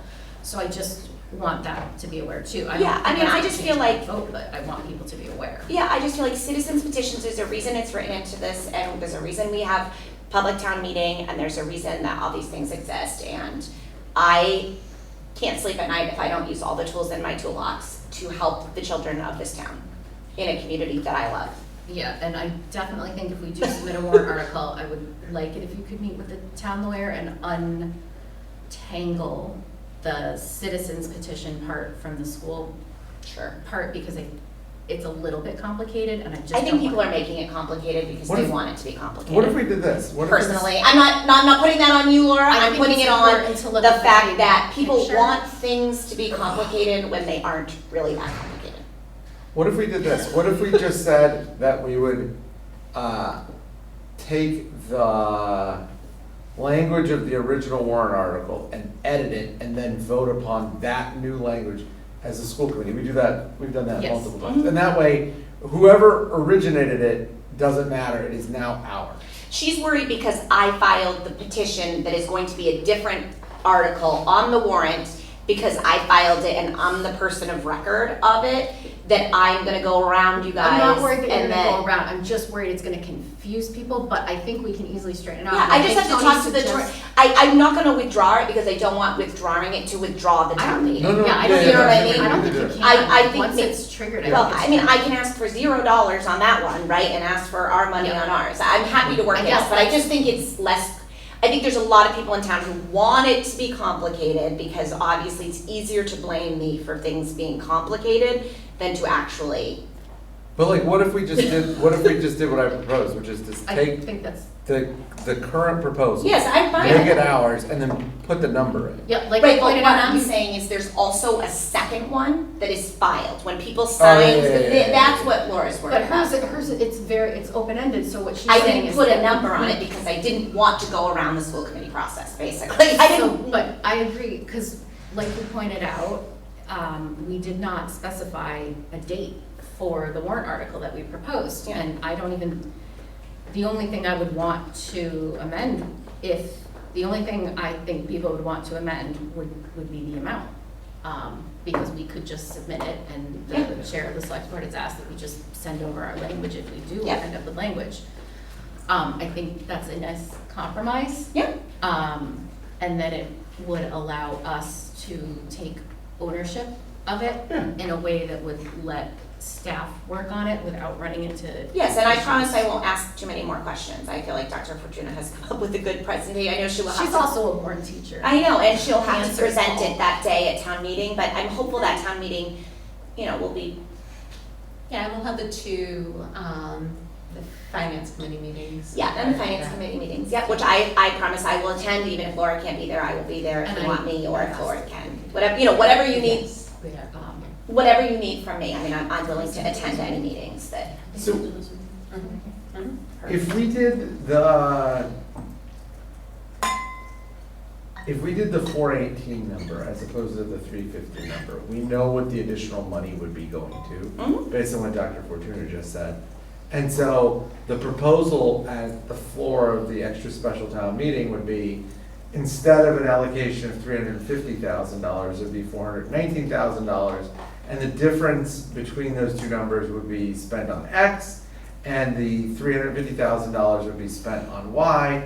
And so every single person would essentially know not only what the menu item is, but the price on the menu. Which isn't how I love funding schools. I Right. think this is No, no. extraordinary circumstances No. that we've had to take Yes. because we're not getting what we need. Yeah. And I think the fact that Mandy collected so many signatures so quickly reflects how people are feeling in this town about what we need for the schools Yep. and willing to go to bat to get what we need for the schools. But I think traditionally, I really don't want to get in the habit No. of piecemeal funding the schools based on warrant articles and us saying, here's what we're gonna spend it on, because, for example, with the CODA, situations change. Last year, we didn't have paras at one school, and then we had some move-ins, and we suddenly needed paras at that school. Budgets change, we are year to year, it's volatile because they're children and they have changing needs, Yeah. and people move in and they have needs, And I so. think, sorry not to interrupt you, but I think that is an important, something for the public to be aware of and other town boards. I do agree with that. I do agree that, you know, I had sort of talked to Dr. Fortuna offline about maybe a spending priority list if we were to get additional funding. And it's not that Dr. Fortuna could justify another $5 million. I truly, truly believe that, you know, that we could spend a significant amount of money more. But putting things in a list that's one after another doesn't really look at the whole picture of the needs in this moment. And so I understand why that is a difficult way to budget. And I do think people who work in corporate settings or work in other settings who look at our budget and are dealing with widgets, right? Isn't that what Mrs. Z used to say? Yep. They're dealing with widgets, not children. And you know, we have to serve every child that comes in the door, and we could have a child who shows up tomorrow who we need to educate, who has vastly different needs than anyone who is currently in our system. So I 100% agree with what you're saying. I just feel very strongly that this money is the work of a lot of people, and if we don't spend it on the schools, what happens when we don't? What does the legislature say? You didn't really need it? Which is not true. So I think one hurdle we're going to have to consider, and I stand by the spending plan, Yeah. because right now what we need are people. Yeah. One hurdle we're gonna have to clear is the idea of this being one-time money and the finance committee being able to support the plan. Yeah. Because the funding is going towards people. A lot of and the positions. funding, not all of it though, which is, No. I think the Ignite tutoring was a nod Yeah. to that reality, that we would Yes. love to hire one more reading tutor, but Yeah, instead. we'd actually rather hire a staffer, but We would I would always rather put children in front of real human, well, I mean, they're real humans, but in-person relationships than a computer screen, but this is the reality of what we're facing. So I think there are concessions. there are definitely concessions there. I hear you. Yeah, And and hiring I- staff with this is difficult. I'm willing to help you data-wise. One of the things Laura did, which I thought she did a really good job with the Chapter 70, I would like to look at the cherry sheets over the last 10 to 15 years, and I can make you a chart, because I do think that money really generally has not gone down. Someone else told me they looked over the last 15 years and it had not gone down. I will confirm that and get that information to you, because I think that is another argument that, and, you know, we are not the only district that's in this position. There are districts all over the state that are in this position, and nobody wants to hire staff on one-time money. But I truly believe that this is not one-time money, because we also have a lot of one-time money I'm not going after, right? And I do think that that's a concession from me. It's not a concession from the school committee, but, you know, I do want to put it out there. If I had asked people to sign something to spend the $350,000 of one-time money, I think people would have signed that too. So, you know, that is something I am staying away from. If you give me like 3 minutes, Out of respect. I can make you a chart of the cherry sheet Right. subtotal for all education items. But you are right, it has trended upwards. In 2012, it was $4,977. Mhm. 400. I already did this. 'Cause Yeah. I was curious. Yeah. I only went back 15. And years. I've never said it was just Chapter 70. It's No, always no, been this full is a education subtotal for funding. all. This is a Yeah. subtotal for all education, school choice. And then back in like 2015, we were getting a lunch thing too, but I took that out. And given the release of student data into the MCAS parent portal, I'm hoping that we'll be able to use some of our data from MCAS testing last year to help support this article. Yeah. Will that be available before this meeting? I think it may be. We didn't get it till October I last don't year. know what she asked, I'm sorry. I couldn't hear. So on August 14th, the parent Yeah. portal goes Oh, live. yeah, right. So the data should be unembargoed soon That's after what that. that's what I'm thinking. Yes. That's soon? Well, the parents can get their children's data at that time. The district-wide data, I would assume, because that would make sense, Yes. right? But I can't say that We don't. definitively. It would not make, we. It wouldn't make have sense if it was preliminary already embargoed embargoed data now. It doesn't mean the state won't do Right. it, but. But I guess, releasing student data I without. could see that it's one thing for me to be your parent and get your data versus the entire district. I don't know what that will look like. The state's still working. Yeah, They're on it. building the parent portal airplane while they're flying it. It was Sounds supposed like to the happen last year. Yeah, and it wasn't ready for prime time. Yeah, and then we didn't get numbers. And now they're until- saying August 14th, we'll see. Okay, well, that would be handy if that information could come out. Yes, and also, the last thing I wanna say to the town and to the voters and to the leadership is that through the work of Margaret Scarsdale, there is a commission that is going to start meeting, and I know a commission does not sound that exciting, but this commission is going to look at the Chapter 70 formula and has to report back in the fall of FY '28. That is not soon, but that is a light at the end of this tunnel, and I will continue to push this committee, and I know we all have only so much time, but, to really weigh in on that, because to me, that is where we are going to see, hopefully, structural change to the Chapter 70 formula, which is essential to fixing the funding problem across our state. And so to me, every $400,000 is pushing towards that hopeful moment where we are going to hopefully see the reality of funding that's needed. So, that's really important for me that this is, the public always asks, is it gonna be every year? Is it gonna be every year? Yes, it is, but also we have something coming that hopefully is going to be more structural change. And to clarify for the voters, Mandy, this will not be an increase to their tax rate like an override. Exactly, that is a great point. This is not an override. This is money the state has already collected and has given to the town. Let's So be clear. This is our money. it is our money, yes. This is our tax money that we have paid to the state, that the state is giving back to us. So when people get upset that like, where's this money coming? It is ours. They are using our money. They are our employees. And Everyone in government over is the our past employee. few years, we've received less of our money back to our towns, and it has been spent elsewhere. Unrestricted general government aid, the Mass Municipal Association released a report called Perfect Storm about the lack of unrestricted general government aid and generally our state tax money and how little of it is being returned to towns.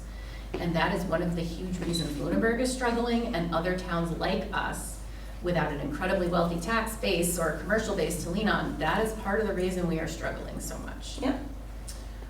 So I like Tony's solution Okay. about we submit a warrant article. And we amend the warrant article that we already voted on. We already voted on it and we didn't specify when. And if you want to amend the amount, so I'm gonna read it now. Yeah. As voted on last meeting, it was to see if the town will vote to raise and appropriate an additional sum of $350,000 and no cents for the FY '27 operating budget for the school department, or to take any other action relative thereto. And then we had a summary, which is on July 7th, but I think it may have been the 9th. Governor Healy signed the FY '27 state budget, which made available $418,056 more in education-specific receipts that the town's FY '27 budget initially anticipated. The school committee is requesting $350,000 from additional education receipts from the state for the FY '27 school year. This article would appropriate that amount to the school budget. Mhm. So I'd make a motion to make that edit to $418,056. Is that what you said the number was? Yeah. I think you just read it out loud. Yep, right?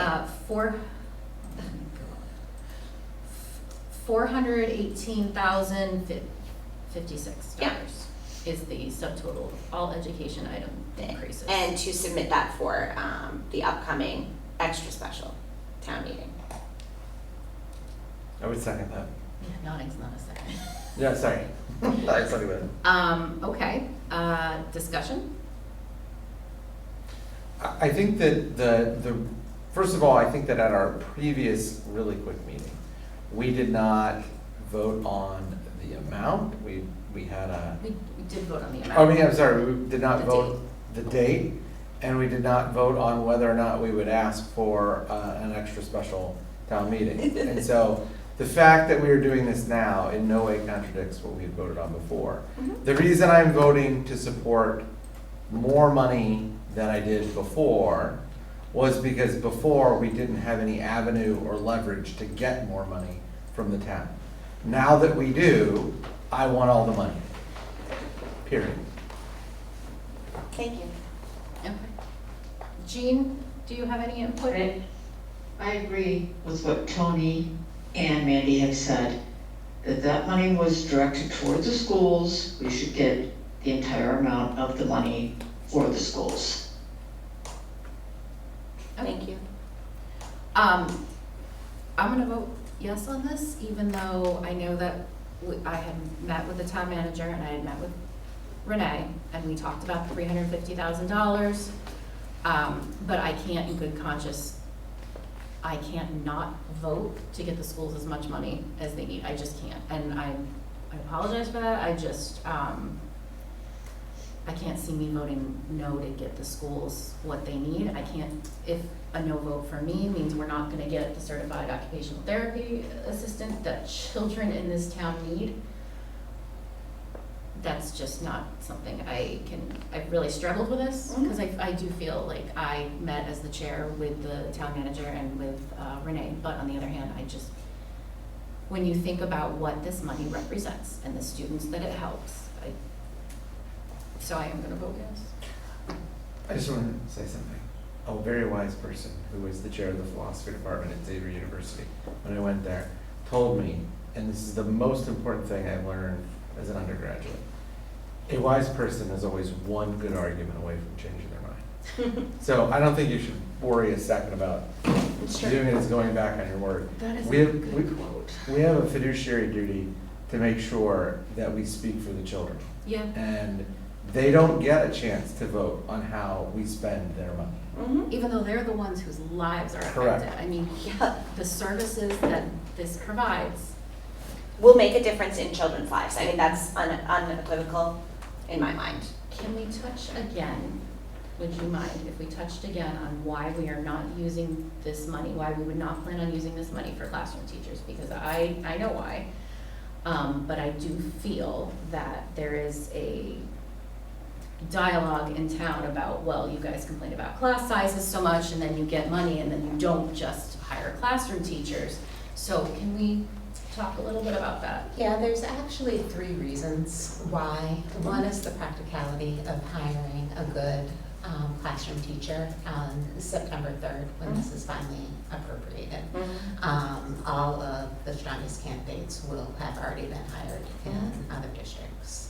Number 2 is research bears out that intervention actually yields a higher result, almost 8 times higher than a classroom teacher, or reducing class sizes, unless you reduce your class sizes to 15 or under, which is not something that we're in a position to do. Oh. And To live in a world where. I know, Yeah. but just like the idea that we could even. And then the 3rd reason is, it is the precariousness of this funding, and recognizing that. I feel confident in these decisions, and I feel planning into the next budget cycle, these positions will continue to be important, and critical positions for our district to have. They are positions that we have previously cut. I believe our student data is going to bear out that the continuous cutting of these support positions has in fact harmed the learning of our children.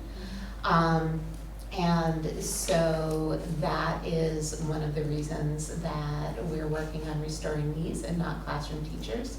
However, people can expect that we will be asking for the restoration of those classroom teachers when we do the FY '28 budget. In addition. Addition, we're not, we No. need those teachers back. Mhm. We are not saying those teachers are not important. We're not saying they're not necessary. But what we have been forced to do is triage. We're Mhm. dealing with an emergency situation in which we are trying to spend the money in a targeted way. Right, and Causes this piecemeal somebody's budgeting, span of harm. and the piecemeal budgeting is not the ideal way to do it. No. I mean, so that's why, that like we've all discussed, right? Yeah, okay, so. Can we take a formal vote? Yeah, we I have mean, to. I was yeah. gonna say, you made a motion and then we had a large discussion, Yeah, so. I made a motion, I think Tony seconded it. So, what were the specifics of it? I wanna retype the, school budget. Let me make a new copy. I wanna retype the, warrant, so I have it exact. Make a copy. 729, warrant article. Okay. So, you are, what would, I wanted to say, to see if the town will vote to raise and appropriate an additional sum of $418,056 more, no, not more, $418,056 and no cents for the FY27 operating budget for the school department. Did I do that right?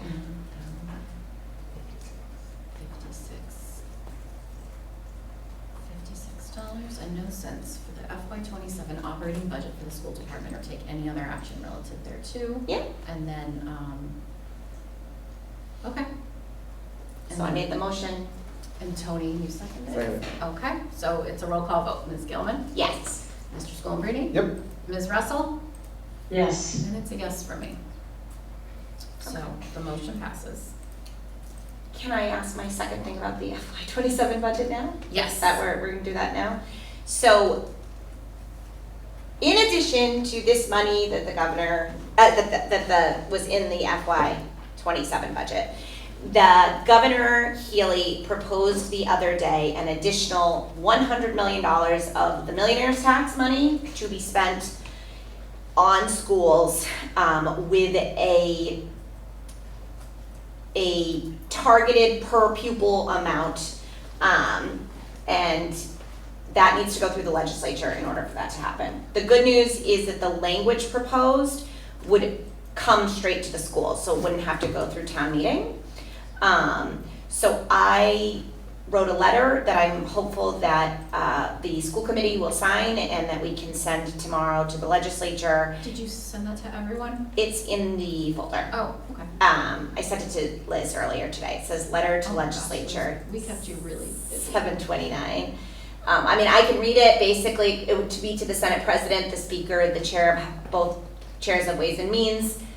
On behalf of Lunenburg School Committee, we respectfully and urgently request your support and swift passage of House 5586, an act making appropriations for fiscal year 2027 to supplement certain existing appropriations and for certain other activities and projects. Specifically, we urge you to swiftly approve the per pupil increase proposed by Governor Healy and maintain current legislative language that sends these funds directly to school districts with local expenditure decisions.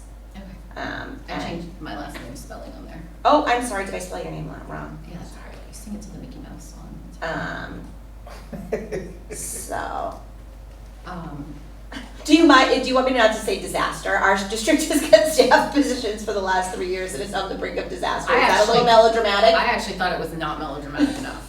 I don't want Feels Dr. very Fortuna, manly. I don't want Dr. Fortuna to think that we're criticizing her, because that's not what this is at all. No, I don't think we're on the brink of disaster. The brink of, we've cut staff, I want Can to you say we're in crisis? Yes. Sure, there you go. That's are in a crisis, okay. And we are. I mean, Honestly, what is written is not as important as the volume of letters they get in some ways, so but I have this, I'm hoping we might approve this. I write letters to Margaret Scarsdale that way sometimes. Yes, where I say, mean, Margaret's I know you wonderful. already know this, but Right, but like, here's this another is letter just for the like write pile. it in, yes. Yeah. And I would encourage anyone, if anyone is still on Zoom, I posted this in a Facebook group, and any emails people want to send to the Senate President and the Speaker, I heard they got over 400 emails on this, but none were from Lunenburg, so you Lunenburg. What?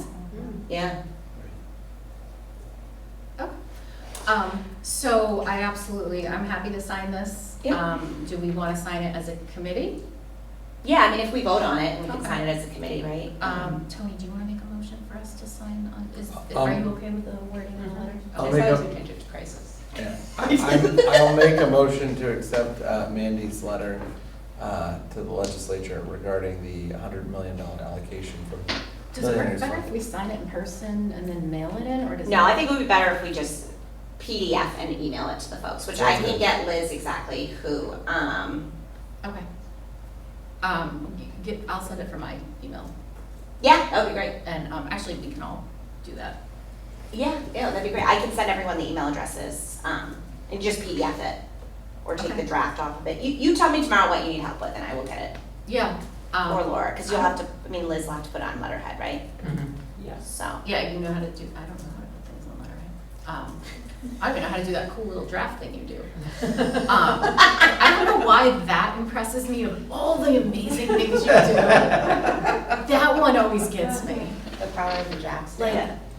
there's a million other magical things you can do too, but, okay, so did you make a motion? Yes. he did, yeah, I seconded it. Okay, roll call vote, Ms. Gilman? Yes. Mr. Schoenbrini? Yes. Ms. Russell?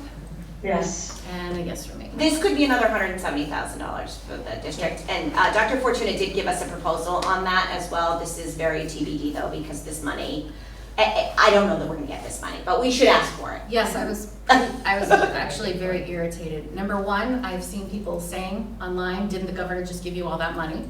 No. The governor proposed that the Senate and the House give us all that money. Yeah. And they haven't voted on it yet. So no, she did not. And number two, it's not all that money, and I'm not gonna scoff at $175,000, but that is not enough to restore 4 teacher positions. That is not enough to restore the things that we are missing. It is a drop in the bucket, and I didn't want to put that in the letter, but it's not enough. So this is not going to magically make the financial issues go away. So, okay, yeah, do you want me to come in tomorrow? No, I don't, I'll figure out how to sign that or just send it. Okay. All right, thank you. Now, the fun part, we're good with that? Yeah. Custodial MOU, Memorandum of Understanding. We entered into negotiations with the custodians union. They are an absolute delight. Love the custodians. They keep things running. So do you want to highlight? Yeah, so I really appreciated the spirit in which both sides approached the table. Our negotiating team for the school committee was Laura and Mandy. And for the AFSCME 93, it was Rich Krafke, Jimmy Gentilia, and I'm forgetting who the third person was. Oh my gosh. They had a great team too. They do. They do. They definitely negotiated with the best idea of their members. And I can't read the signature. Oh, Tim McKenna. Oh, how could I forget Tim? And Tim McKenna was the third member Oh, you were such a of their negotiating team. I taught special ed. That was I impressive. can read anything. That was.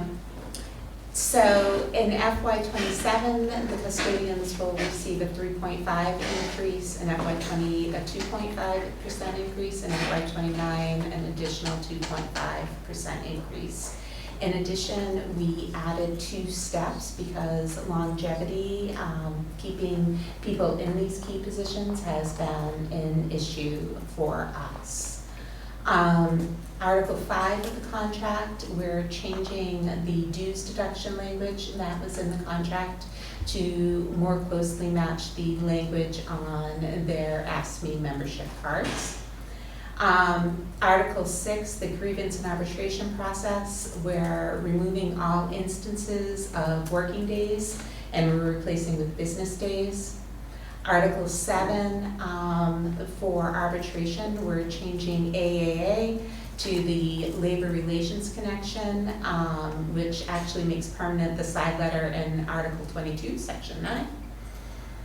And Section 3 of Article 7, we're striking the first sentence, notwithstanding anything to the contrary, no dispute shall be a subject for arbitration unless it involves the discharge of an employee, as specified in Article 5 of this agreement, because we all know there's any violation of the contract is subject to the grievance and arbitration process.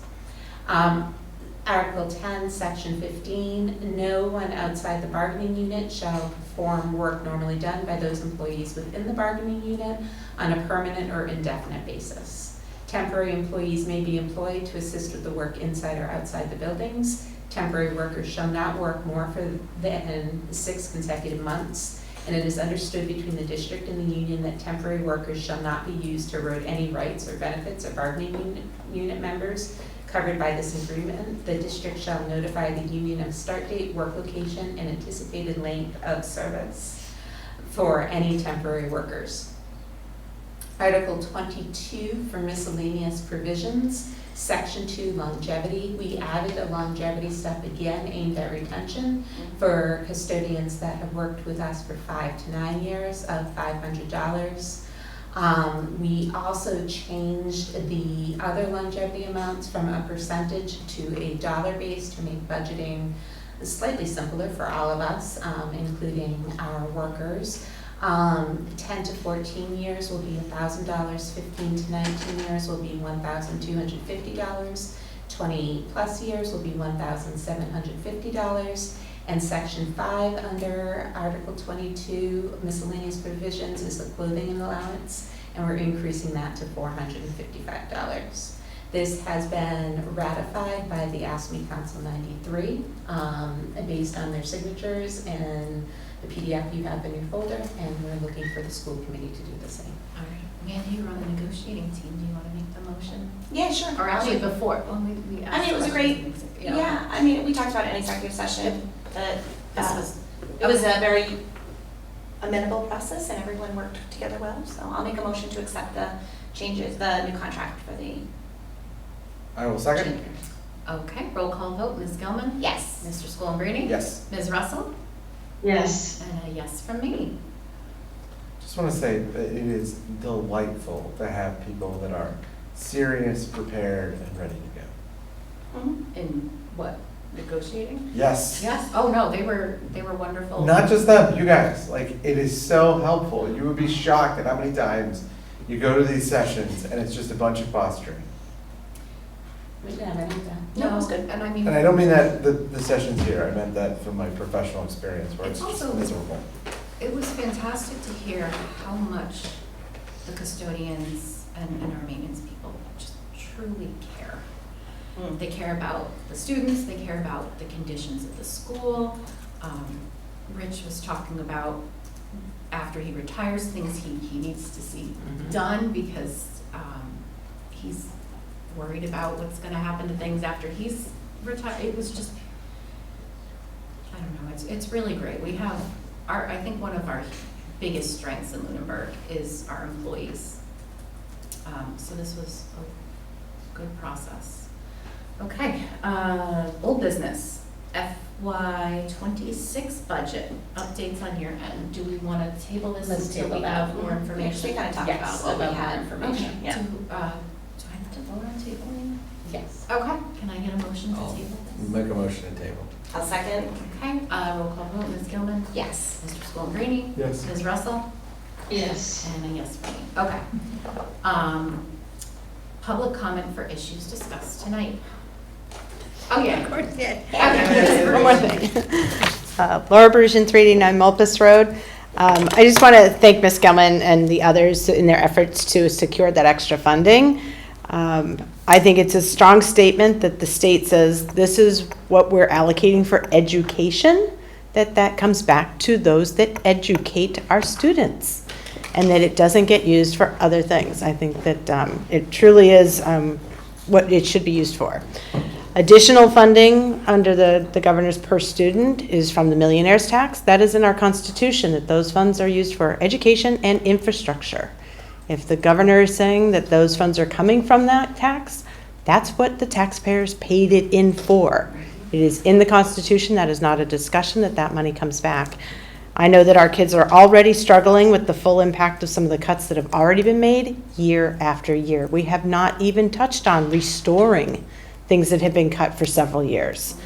So this is not extra money. This is our taxes that went in, that what the voters voted to say that this was for education and infrastructure. And if that's what they're sending it back for per student, then they're clearly telling us where those funds are coming from, and that's our responsibility to fund them and spend them that way. So I don't think that that's even a discussion, in my personal opinion. We're already, just a couple of things to note. I know I've got a junior in the high school. Already looking at larger class sizes, fewer elective choices next year. My junior can't take a PE class. She's gonna have to double up her senior year. So going into college, she has to double up in their senior year to get her PE credits in, because there is no room right now for her to take a PE class in her junior year.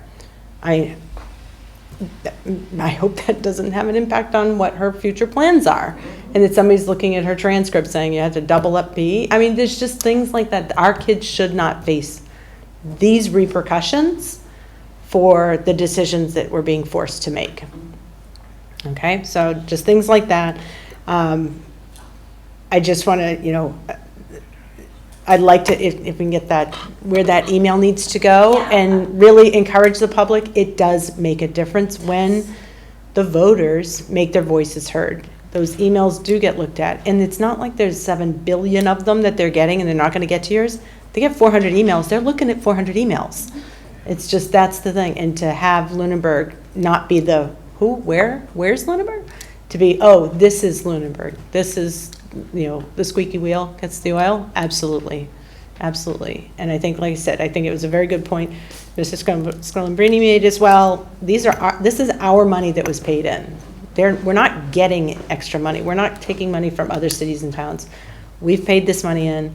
They're sending it back to us. And I think it's exceedingly important that if it's coming back and they're telling us it's education, that that's where that money goes. So, okay. Thank you very much. Appreciate it.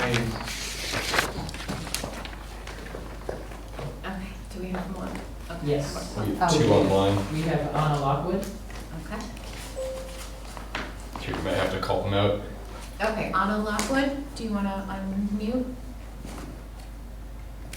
Sure. Can you hear me well? Yes. Okay, thank you. I made several notes throughout your meeting that I've been watching the whole thing.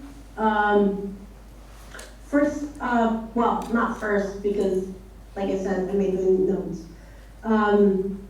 Thank you to Dr. Fortuna for giving details of the MOU about the custodial agreement. That's much more details than I, as a citizen, heard and received from, comparing to what I heard about, there was another contract negotiation related to the DPW employees, which was the Teamster. But my point is it's good for residents and citizens who are voting for, who we are paying our taxes and we are doing our due diligence, to hear exactly what is changing. So it's wonderful to have heard from you the details on that contract. Also, I want to say that I did look at the past 10 years of cherry sheet net income. So if we just were to look at how much money the state gave us, how much money the state took it away from us. But in the past 10 years, I can attest to the fact that we never received less money the following year than we received today. So therefore, the extra money added to our cherry sheet, however way the state decides to break that down, because I think that's the point of the cherry sheet is, you know, I don't know the point of the cherry sheet, to be honest, but they figure out a way to always, you know, allocate more money the following year or the same money than the year before. So even on the years that we had less money on related to, you know, the 40B, less money on tuition reimbursement, like, and when you look at it as one pot of money, we always get more. And what's interesting about that, when you follow the budget years, and I know sometimes I talk numbers and people are like, people don't hear numbers, but I talk numbers. The town has never really been like, oh, you're receiving less money on, you know, tuition reimbursement, and therefore the schools are gonna get less money. That has never been the practice of Lunenburg. And that has been, honestly, for the school department, a good thing within the last 10 years.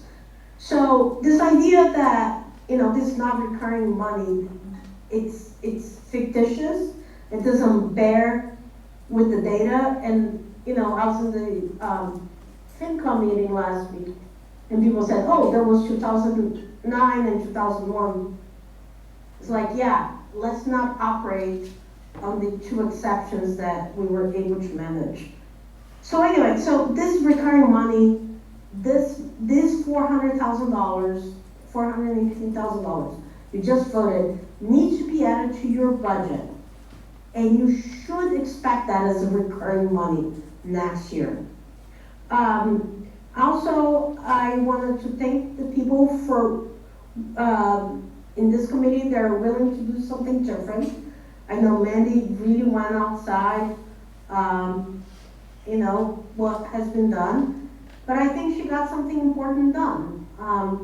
The school committee voted on June 24th to request a special town meeting, and the select board failed to take any action, whatever means there was, and to act on that request. And Mandy was like, you know what? The Massachusetts MGLs, as a statute, allows me to collect 200 signatures. Let me tell you, I think she collected over 300 signatures.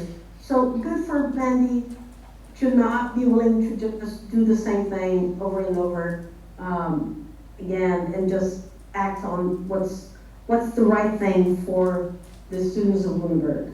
And honestly, for the taxpayer, like we failed to pass an override. Yes, Mandy, thank you. I acknowledge we have been in different positions, but it's like, this is money coming from the state that we pay to the state, and we're willing to not take any, like, it is illogical to me in any possible way that I can think of that someone is not willing to take action on this.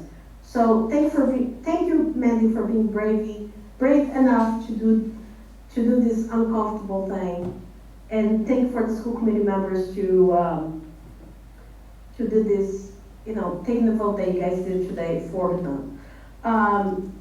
So you voted for the 418, but I think the total extra money for Lunenburg was close to 470,000. I think the total, I honestly think that the school department was the department that had to cut the most as part of their overall budget. Yeah. And I would think that the entire amount of money would have been assigned to the school department.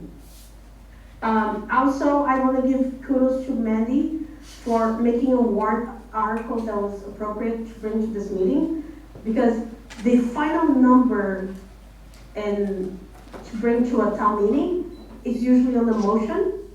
And I think one thing that I can see, I'm not saying the select board is trying to sabotage this. Usually, the select board makes motions and brings warrants from committees.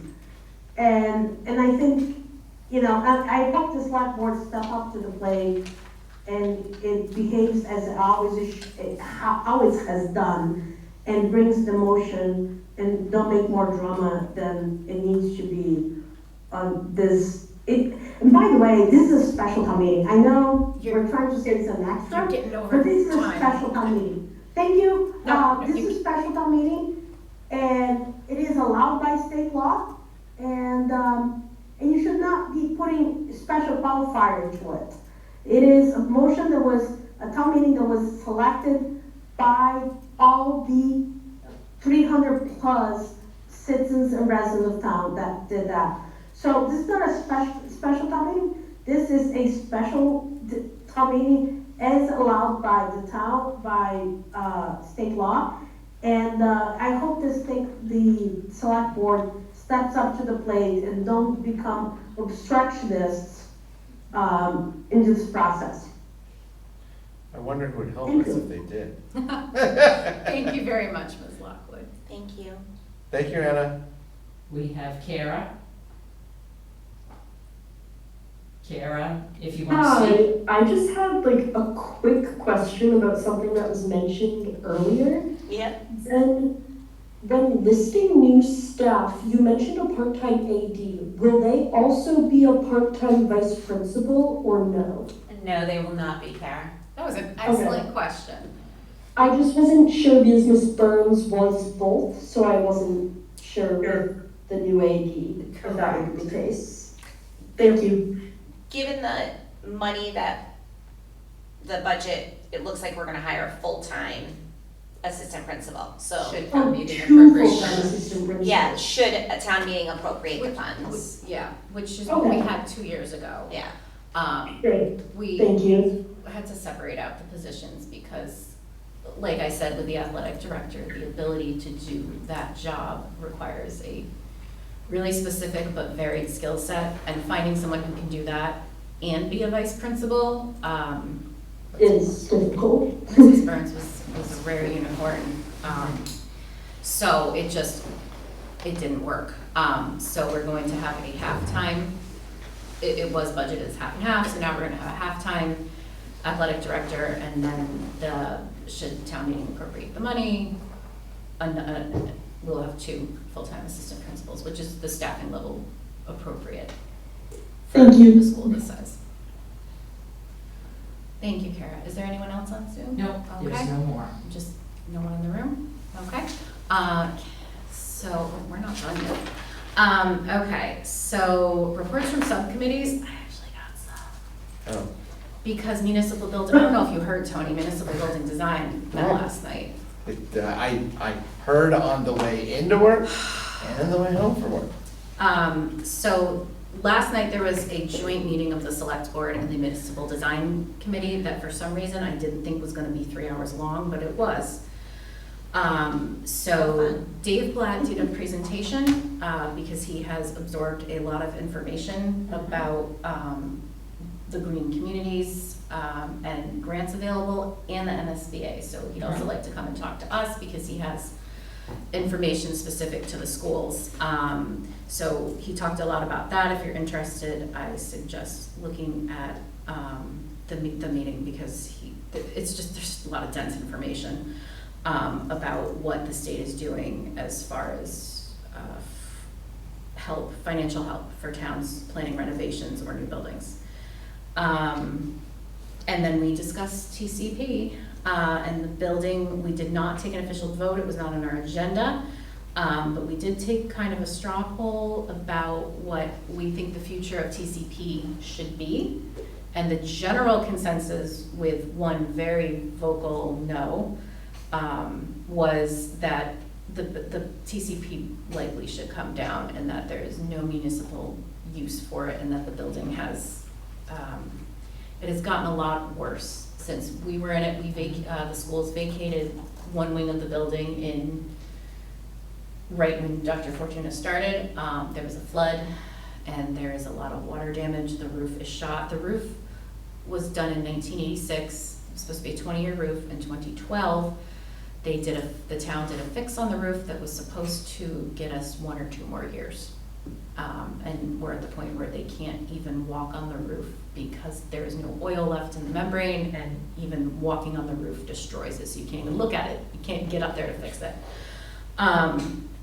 So we also, at our next meeting, The municipal design committee is going to look at the needs and the high priority wants of the town. And then look at the buildings available and see what fits what, and talk about next spaces. And we're also gonna look at the square footage requirements of a town hall to see what will fit where. Has anyone else done? But we're not building a new town hall. We're not recommending building a new town hall. I have mentioned multiple times my personal opinion, which is that in a time when parents are facing the realities of the education funding levels, that I don't foresee people as ever voting for any building project when there's 30 kids in a classroom or when our kids aren't getting what they need. Yeah, you can sign my name on that. I'm not voting for any new buildings Really? until nobody puts an addition on their house when they can't pay the electric bill. Yeah, so I have made that point. Or if you do, that's not smart. I think some people do, it's just not, and that was it for subcommittees. I had a 300th anniversary one too, but I don't think I'm technically a school committee member on there. But we're having fireworks. We did restart the athletic advisory committee. Okay. And the purpose of the athletic advisory committee, when it was originally started, among other things, was to help with the integration of fundraising from booster clubs and the legal requirements imposed upon the school district by state and federal law. Because of the cuts that were administered, or part of the budget shortfalls, or the budget consequences of failing to pass an override, we've had a huge uptick in the number of people interested in providing fundraising for various athletic groups. And so to help with that, what we're going to do is we're going to restart the athletic advisory committee, and largely it's going to be focused on helping steer fundraising efforts and acting as an advocate for the booster clubs within the school system, so that we never turn away a penny of money raised by volunteers. It is an onerous process. I will say it is sometimes emotionally fraught, but I think that the football boosters provided a template for everyone on how to get things done. And my hope is that Mandy and I are going to be on the committee. I think, unfortunately, isn't Tim by automatic, by procedure on the committee. And then I think Peter Beardmore has also volunteered, as has a couple of other people. So once the school year starts, or if there is something urgent before the school year, reach out to Mandy or I, and we will get it started. We've already done a little bit of the work, as you can see, with the thing that we passed tonight. I can't tell you guys how great it was to have the football boosters really sort of think through the process and try to do the thing that was most helpful to everyone. It wasn't about what can I do to make this work for my kid or my team. It was what can we do to make this work for everyone. And so that's the kind of spirit that we need in a time of crisis. And I think about how in World War II, our grandparents used to have metal drives. And it was a way for everybody in America to support the war effort. And we are obviously not at war. Well, no, we actually are at war. We are not in the same dire situation that we were in World War II, but having the community organized in a way that supports the entire community is the only way through this problem. Whether it is organizing an extra special town meeting, or collecting 300 signatures, or figuring out how best to spend fundraising money. We've got to all do this together. And the football team showed how to do that. Thank you for helping to navigate this in a way that gets everybody what they need, and for setting such a good precedent for the cooperation between sports. Yeah. That was fantastic. I think the coach owes everybody owes a debt of gratitude to Coach McDonald. Because not only did he do it, but he did it when he had a new baby. Yes, they have a new baby. Yeah, I found that very impressive. Yeah. Very cute. Very handsome. Okay, Mandy, did you do, it's kind of early for subcommittees. I'm not on many committees. Okay, Ms. Russell, I think you're good too. Are you good? Yep. All right, topics for future discussion. What do you want to talk about? MSBA. Yeah, MSBA Yeah. definitely. So we're gonna need a primer, and I think we're gonna all need to start familiarizing ourselves with this, which I'm not looking forward to, because that's a lot of dense information. Oh, it's awful. Put together a little presentation. Yeah, that would be helpful, just We, to. yeah, and educate the public too. We need to start getting, everything together and talking about that. This is, to be clear, a Turkey Hill renovation or rebuild is going to be a very long process. Like 6 years at the absolute minimum. I think it's gonna be more like 12. So this is not a fast process, but we do need to begin the process, and now is the time. So we're getting in line and starting the process. There's a state process we go through. Okay, anything else? I do not think we are meeting in August, but we might need to meet via Zoom to do line item transfers. Are we still able to do those for FY? When is the cutoff for that? I don't believe there is a cutoff.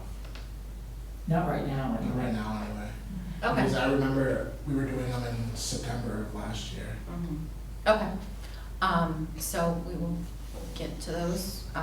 Yeah, if there's a whole bunch, we can do an August meeting if you need that. Yeah. If not, we're not meeting again until September. Although we will have a meeting with the finance committee prior to that. So we are meeting the day before the special town meeting. Are we? And that is the next time we're meeting. Excellent. But we do have a meeting with the finance committee prior to that.